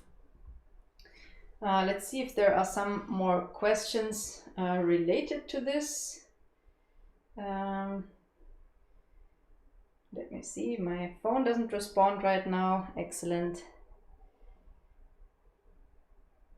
Okay, then I'm afraid I will also have to do that in the Q&A and hope that the scrolling works then. So instead, let's quickly jump to one other topic, namely a rather important one, the topic of quantum encryption and what this means for the concept of bits that we have just introduced. So in classical bits that we've seen so far, a bit has one of exactly 2 values and just one. It's either 0 or 1. Or in the usual Schrödinger cat analogy, the cat is either alive or dead, and both have the same probability. And it's just one of them. Whereas in quantum computing, in quantum computers, we have qubits instead. And these bits just don't have one of the 2 values. They are in a so-called superposition of states, which means a priori you don't know what it is, but once you measure it, you will actually measure one of the 2 values. But before you've measured, they have a certain probability distribution. And this becomes relevant once you have not just 1 qubit, but many qubits. Because, for example, if you have 7 by 7 equals 49 qubits, and each of them is in a superposition of 2 states, then the entire system is potentially in a superposition of 2 to the 49 different states with a certain probability distribution attached to it. And once you measure it, it will fix to an actual value, which is the most likely value that there is, or is likely the most likely value, let's put it like that. And but it still has potentially all of these values at the same time. If you would write out the list of all of these possible states that it can currently be in a classical computer, this would correspond to approximately 3.5 petabytes. So petabytes is something that comes quite a bit after terabytes. Now, of course, this comparison is a bit unfair because in the quantum case, you don't know if all states are really equally likely. And usually, if you do a quantum process instead of a classical computer, on a classical computer, you wouldn't write down all the individual states. But just to give you a feeling about the dimensions involved here, about the exponential effect involved here. So the big advantage of qubits is that they can, in few bits, can have many potential states at the same time. And once you measure, you get a result which is ideally the correct result. So intuitively speaking, this sort of computer can be used for some search problems, for example, in case you can manage to set up your system in such a way that the most likely state it could be in is also the answer you are looking for. Now let's have a look at the progress that has been made so far in quantum computers. There's a lot of active research going on in this direction, both on the computer science side and of course on the physics side. And I didn't choose this number of 49 qubits because it fit nicely on the slide only, but also because it's relatively close to some of the real sizes that current quantum computers have. So for example, there is the IBM quantum computer. So all of these pictures are from approximately 2 years ago. This one had, for example, 50 qubits. Intel has also produced ciphers with, circuits or quantum computers with up to 49 qubits, or Google proposed a slightly larger one already with 72 qubits. Now, what is the impact of this on cryptography, or what do these these quantum computers have to do with cryptography? If you remember, we said that there are essentially 3 main ingredients to secure communication. These are what happens, for example, in the key exchange, in the handshake of TLS. You exchange keys, for example, with DiffieHellman, and you can do signatures, for example, to authenticate to each other, but also to sign documents and so on. And finally, you can do actual encryption with symmetric cryptography. And the impact that quantum computing has on cryptography is essentially that the schemes we currently use for these 2 parts of the system could potentially be completely broken with quantum algorithms if we had sufficiently strong quantum computers. The symmetric side is relatively safe. Now, what's the reason for this? Of course, I can't go into too much detail because you could make several courses about this topic alone. But the summary is the following. There are a number of quantum algorithms which have been described for quantum computers, and they can solve some cryptographic problems. In particular, the most relevant for us here is Shor's algorithm, designed by Peter Shor in the 90s, which can solve some mathematical hard problems in polynomial time instead of super polynomial time. So if you remember, we said that the integer factorization problem and the discrete logarithm problem can be solved, or on a classical computer you need almost exponential time to solve those. It's a bit less, but almost exponential. Whereas Shor's algorithm does that in polynomial time. So the time it takes to factor these is just n to the power of 3,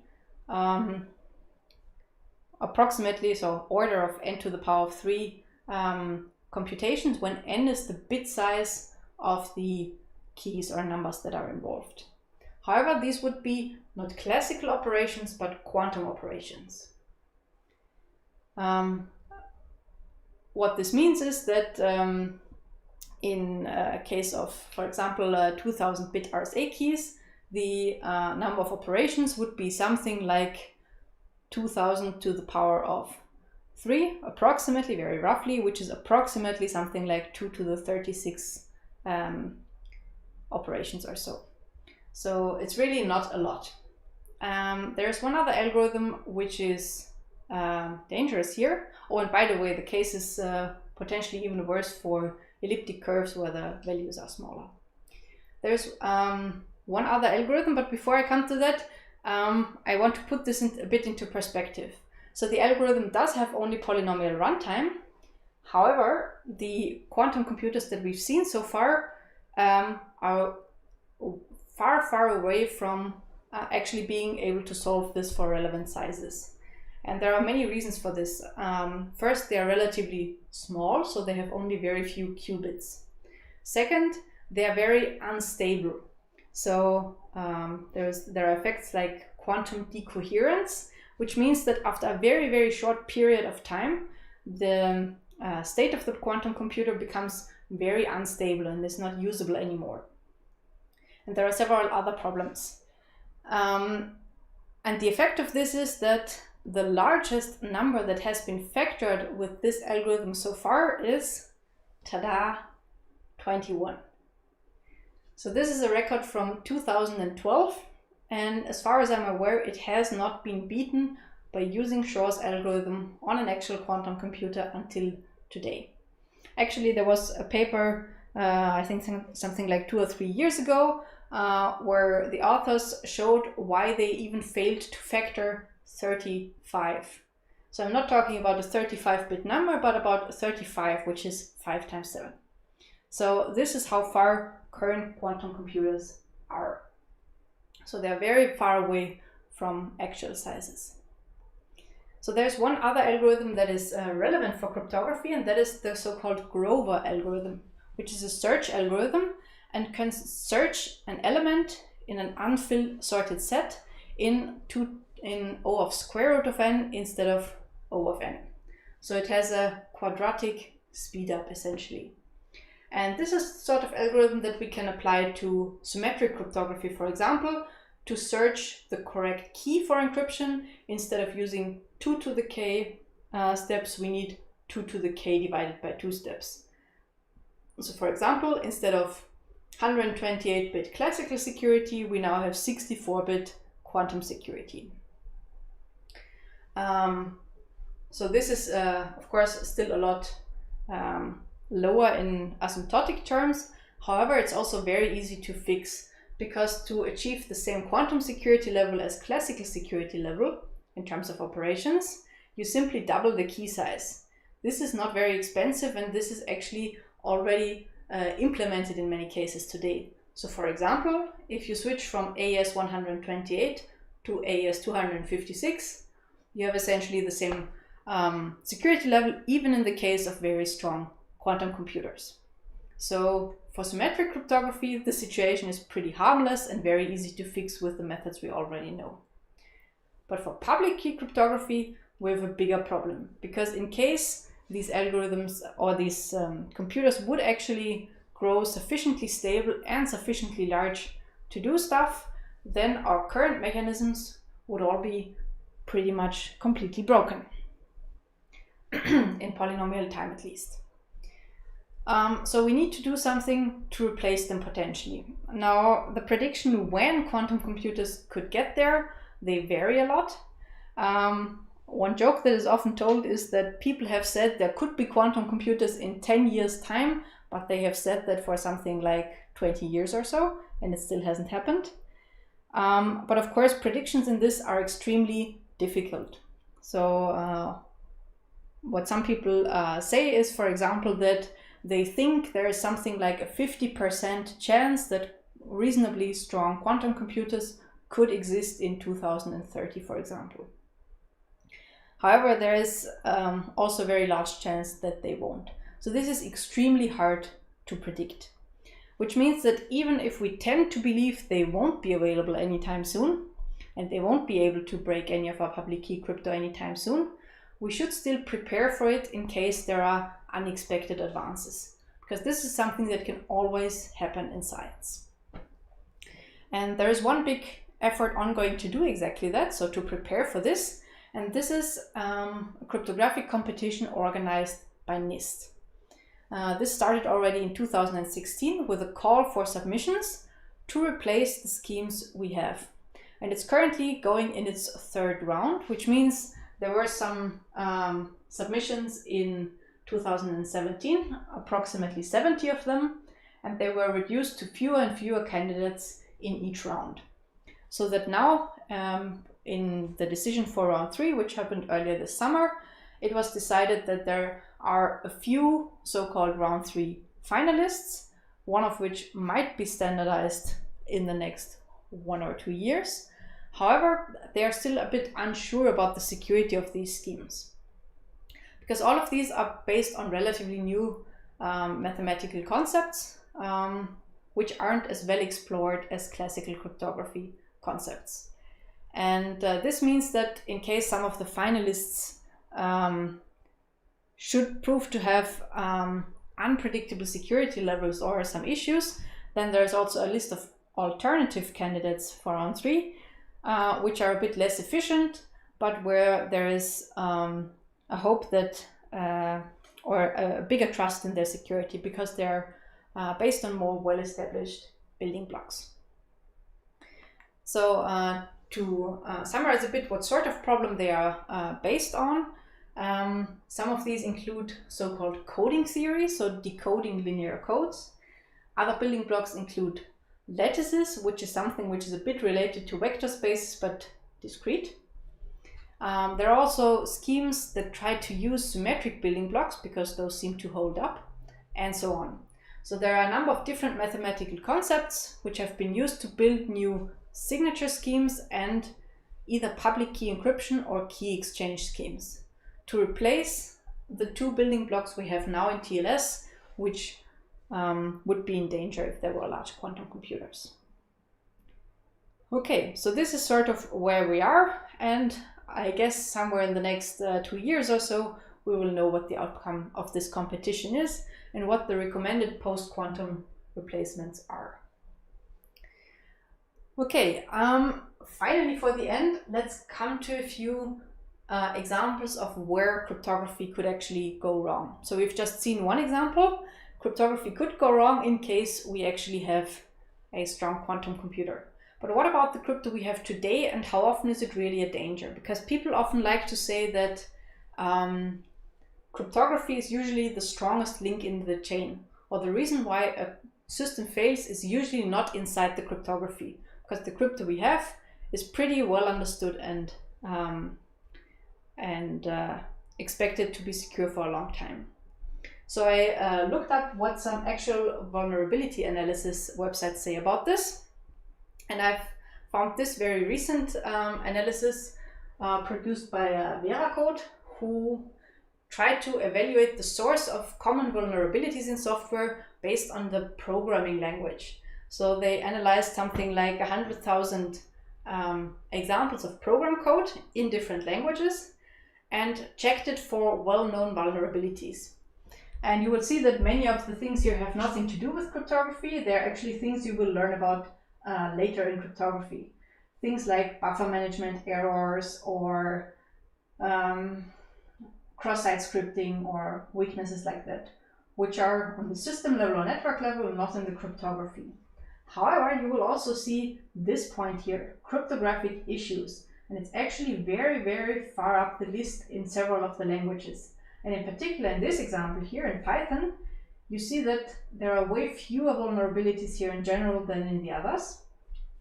But the by far largest category is cryptographic issues. It's also pretty bad for PHP, where it's the second on the list, and they found that over 70% of the PHP code they analyzed had important cryptographic issues. So this is really bad. You can also find them in other places for some of the other languages. And why is this language dependent? For something like buffer overflows, it's obvious, but for the case of cryptography, this is often because of the available libraries in that language and how easy they are to use. Because there are lots of mistakes you can make when using a library.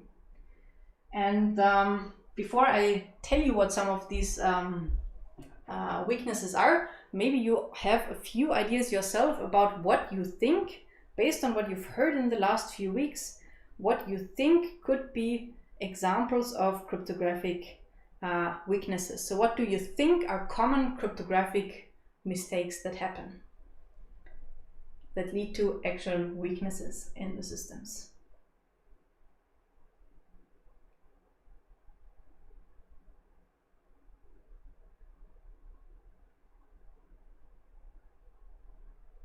The user is certainly very often the reason of the mistake, where the user in this case very often means the programmer. We already have some great examples here. So one of the posts was that reused nonces are a frequent problem. And this is something you also saw in your exercises, because the way your exercises are designed is that they showcase some things that actually happened in practice very often. And this includes reusing nonces. Bad random number generators are a very frequent source of problems. Also bad seeds, that's a similar direction. Using a key twice, it's also a similar direction.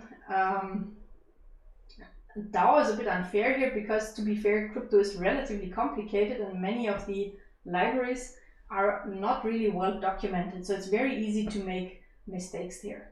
Old hash algorithms and homebrew crypto are two very big sources of problems.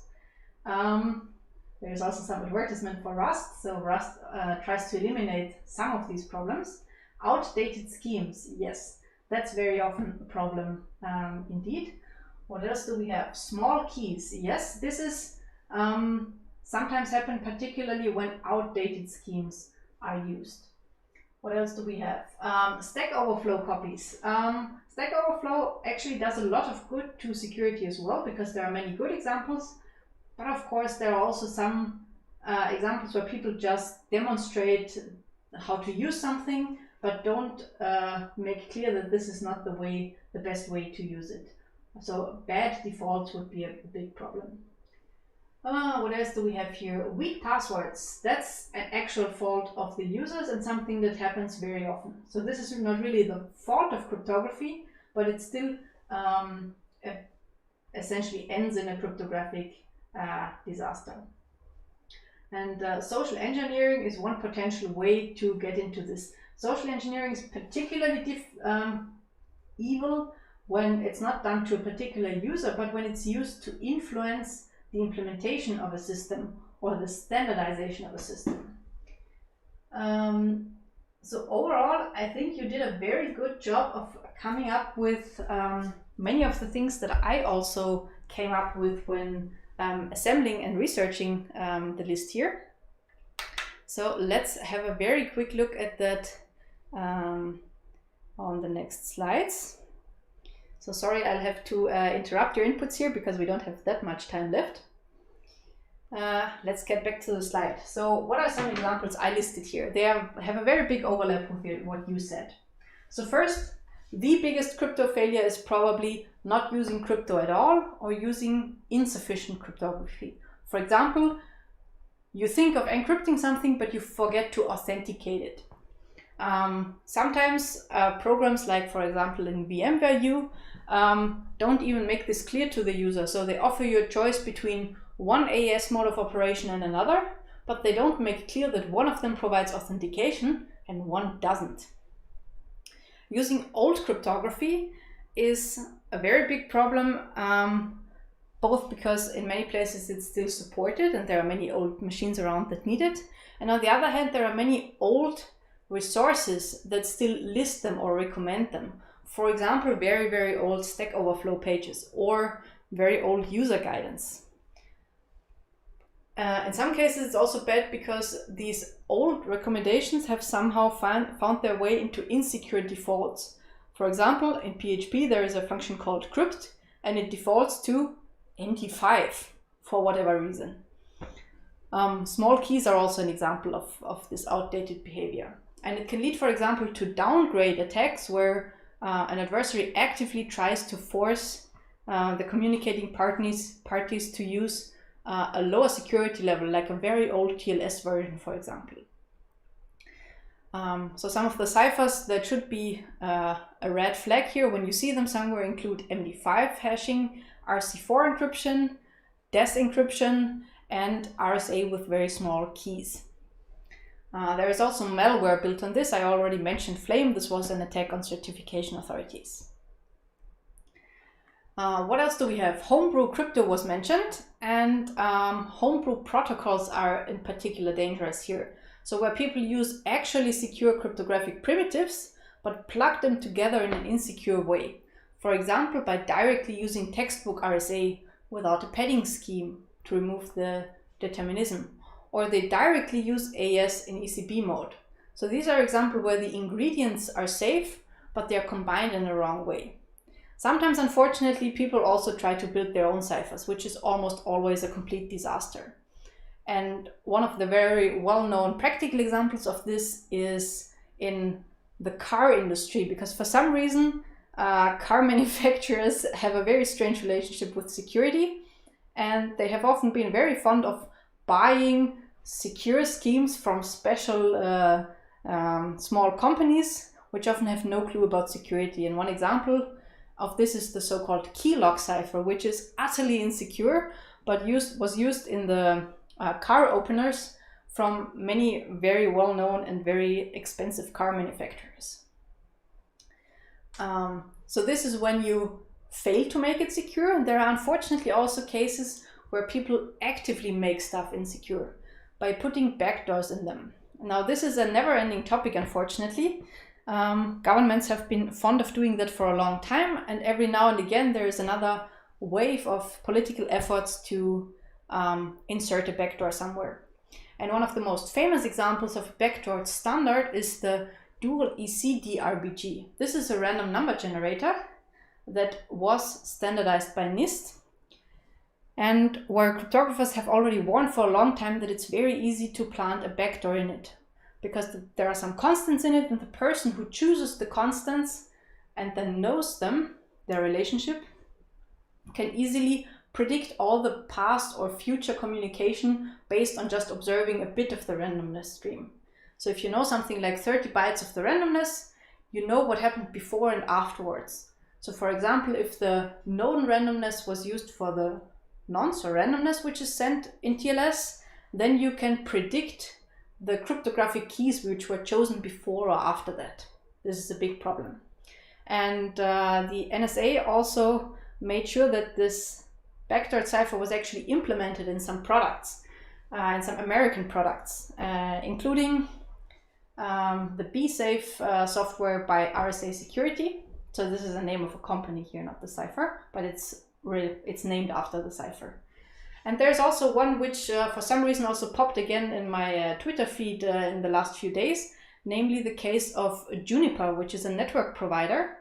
And in some of their firmware, the so-called ScreenOS firmware, they also use this. And this is a bit ironic because they were forced to put in this particular cipher, which would have allowed the NSA to read all traffic. But in the end, somehow, some people say it was China, but I have no clue who it was, managed to get into there some other constants, allowing somebody else instead of the NSA to read all the communication. And this is very prototypical for what often happens with backdoors. At some point, the relevant information leaks or is subverted, and somebody else can use it as well. And this is unfortunately a big danger, and politicians are currently, again, very fond of the idea, for example, of abolishing end-to-end encryption and trying to replace it with something they can also read. So this is an unintentional threat, this is an intentional threat. Then there are many things you can do wrong when managing your secrets, your crypto keys as well as your passwords. For example, having one master password that you have on all the devices you sell, which happened in some of the smart light bulbs, which led to some very funny demonstrators from some security researchers. So they made a nice video of that. You might find that interesting. Other examples include accidentally publishing your private instead of your public key, or having your keys hard-coded in your software, which, for example, turned out to be very easy to find using the GitHub search, because many of the repositories hosted on GitHub included either hard-coded symmetric keys or accidentally included the private keys used by the system. For password, the main thing that people do wrong is probably they don't hash them at all, or they hash them with a standard hash function, ideally an old one like MD5, and they hash it without a salt, so without this randomizer input. And there are many cases where this went wrong. I've just listed one here.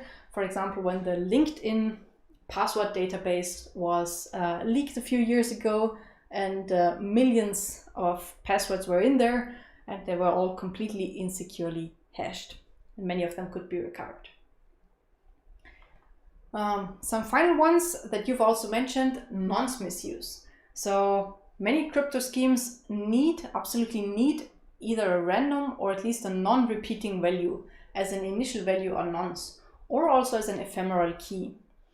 And unfortunately, this is also something where many people were, or implementers were lazy or not well educated, and they just used constants instead. One example was the PlayStation 3 hack, which included constant values for one of the DiffieHellman-like schemes that we saw today, and also some of the automatic encryption included in some hardware, in some hard drives, makes the same mistake. So Western Digital had a lot of bad press in this direction, for example. And this is again closely linked to another problem, namely insufficient randomness in keys, or insufficient entropy, meaning either the keys or the random values are too short or they're chosen badly. For example, if you use a random number generator and your seed is so small that you can just brute force it. Or maybe it's a bit larger, but it's very predictable because there's only a small amount of values that can really be possible. Or choosing in passwords in a not very clever way. Again, something similar happened in the Western Digital drives, but this is also one of the big problems that the old wireless encryption protocol, WEP, had, which was replaced by a WPA, which was again replaced by a WPA2, which you probably know from Wi-Fi's. Okay, so those were a lot of weaknesses. Let's get back to some good news and to a conclusion. So generally, the current applications that we have, such as TLS, usually build on very well understood and well analyzed crypto. So the crypto is secure. There are up-to-date standards that can be implemented, and if you stick to that, you're usually on a very good way. These standards are readily available in the libraries. They are efficient to execute, so it should be easy to use secure cryptography. And if you do your homework and make sure that you use ingredients that are widely accepted, you probably build a very safe system from the cryptographic side. Despite all the problems that we saw in the past few slides. There is still a lot of research going on, both in a better understanding of the cryptographic schemes, so a more precise cryptanalysis, but also in building crypto for new application scenarios. For example, for privacy-preserving technologies, or also for very long-term security, for example, against quantum computers. So that's the summary for today, but also for the entire crypto block, because as you will probably know, the next week we'll start with the system security block. So I will be replaced by Daniel Gruß, who will tell you a lot about things like buffer overflows and things like that. And so that ends today and the crypto block. I'm of course open for questions. I see you already had some. I also want to mention that I've attached a few old exam questions here at the end from last year, so that you can have some understanding about the sort of questions I ask. You will see that many of the questions are very close to what we've seen in the quizzes, where I'm asking like, what exactly do these schemes provide? So this is one of the things most important for me in the crypto part. I want you to understand what the individual types of schemes offer, what sort of interface they have, what sort of keys they use, and so on. I also ask for some weaknesses that we discussed in the lecture, like here the picture of ECB, what is the problem of the scheme? I also have one or two questions usually that are a bit linked to the schemes we saw, but this could look, for example, like this one here, where I'm asking what the DiffieHellman protocol works like. I'm already giving you a framework here. I'm already giving you some of the ingredients, and you're supposed to fill in the rest. Like, for example, Alice chooses her secret key A and sends to Bob her public key alpha to the A, something like that. Or other questions are, for example, like, what are the names of the AES operations and what is approximately what they do, like the X or the key or so. We've also seen that in the quiz. Or another type of question I like a lot is about security properties. So which schemes offer which security properties? Does a signature offer confidentiality, authenticity, and so on? And in this case, the questions are often phrased in a way that they don't directly confirm to what's written or correspond to what's written on one slide. So it's not like, here's the headline, I ask exactly what's below it, but I sometimes try to ask you to connect things from different lectures. Like, we look at signature schemes in one lecture and at Max in another lecture, but they have something in common. They're both authentication schemes.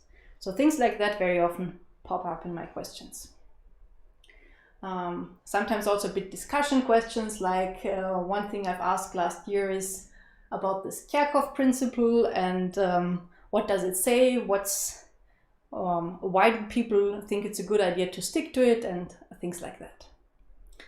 Okay, so let's jump to your questions for now.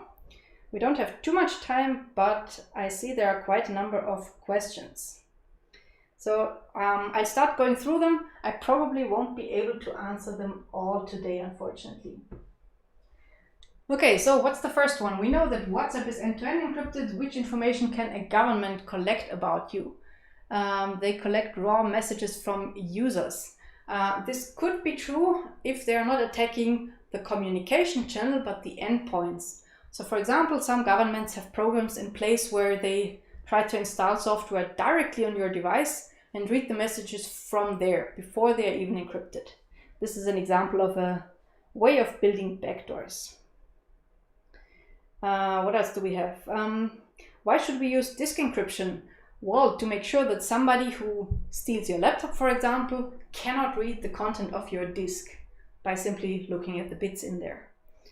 And also, while it's especially relevant whenever your device is off, so you're not logged in and it falls into somebody else's hands.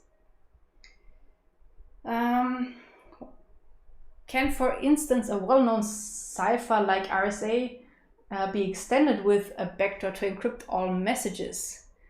In implementations, this is definitely possible. For example, you could, of course, say, I'm implementing RSA, but in reality, you're implementing RSA and attaching the actual plain text. So in implementations, a lot of this is possible. In the cipher itself, it's a lot more difficult.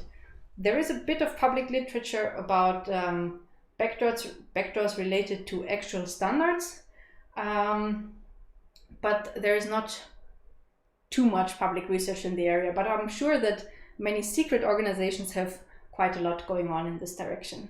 But the easiest way to build a backdoor related to crypto is usually not to tweak the crypto algorithm, but to implement it in a stupid way, or to use insecure defaults for stuff. How often do you get invites from the HNAA, no clue who that is, or other government near institutions that ask for your help? I personally usually don't, but you very often see general job postings by institutions like that, very often in countries you wouldn't really like to go to. And of course, there's also a lot of public collaboration between governments, institutions, and research going on. So for example, IIK is working a lot with the Federal Ministry on things like digitalization services, such as mobile signatures and so on, or electronic identities. So there is a lot of very productive collaboration here going on that is actually intending to improve user security. So today I've been talking in negative words sometimes, where I was more referring to like secret service institutions, but there's a lot of public government research that does a lot of good for everybody's security as well. And of course, we are indirectly collaborating with this by, for example, competing in competitions. This is like a public call for support from a government near institution. So for example, our Cypher ASCON and our Cypher ISAP are currently competing in such a competition. So we are closely working with NIST there. And there was, for example, a workshop with NIST a few days ago, and so on. So there are a lot of public collaboration channels which are very productive. Thank you. I always love those. So thanks a lot for that. Will the exam be online? Of course, I don't know yet. Unfortunately, as you've seen, we are already pretty red in Austria this time around. So if it stays like that, of course, the exam will be online. So if we have a state like we currently have in end of January, beginning of February, it will be online. In any case, if you are not in Graz because due to the Corona situation you've returned to your home, then it's always possible to do an oral online exam. So we're definitely flexible. If you can't join for the written one, we can do an oral one. This is guaranteed to be possible if you have a good reason for it. About the main exam date though, I expect that we will know several weeks beforehand whether it has to be online or can be written. So I think you will know well in advance in what way to prepare. How is Dane coming along? I have no idea what Dane is, unfortunately. I'd have to look that up, sorry. With the info I gave you so far, are you a threat now for the CIA? Well, you're a threat in the sense that you hopefully don't want any backdoors in your ciphers, and that you're hopefully well equipped with how to build secure systems. So whoever has an interest in you not building a secure system is probably threatened by you now.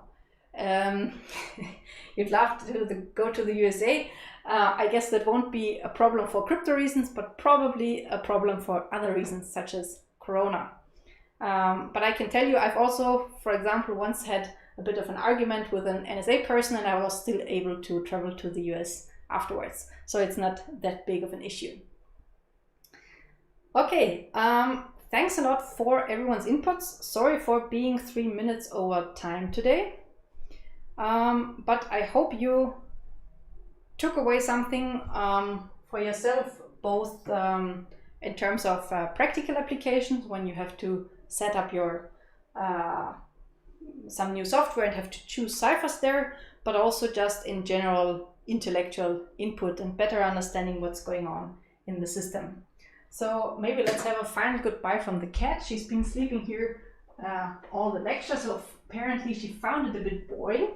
But let's wave to you a bit, and I'm sure you'll also enjoy the next parts of the lecture, starting next week with system security. So have a nice Friday and a nice weekend, and hopefully see you at the exam again. Bye.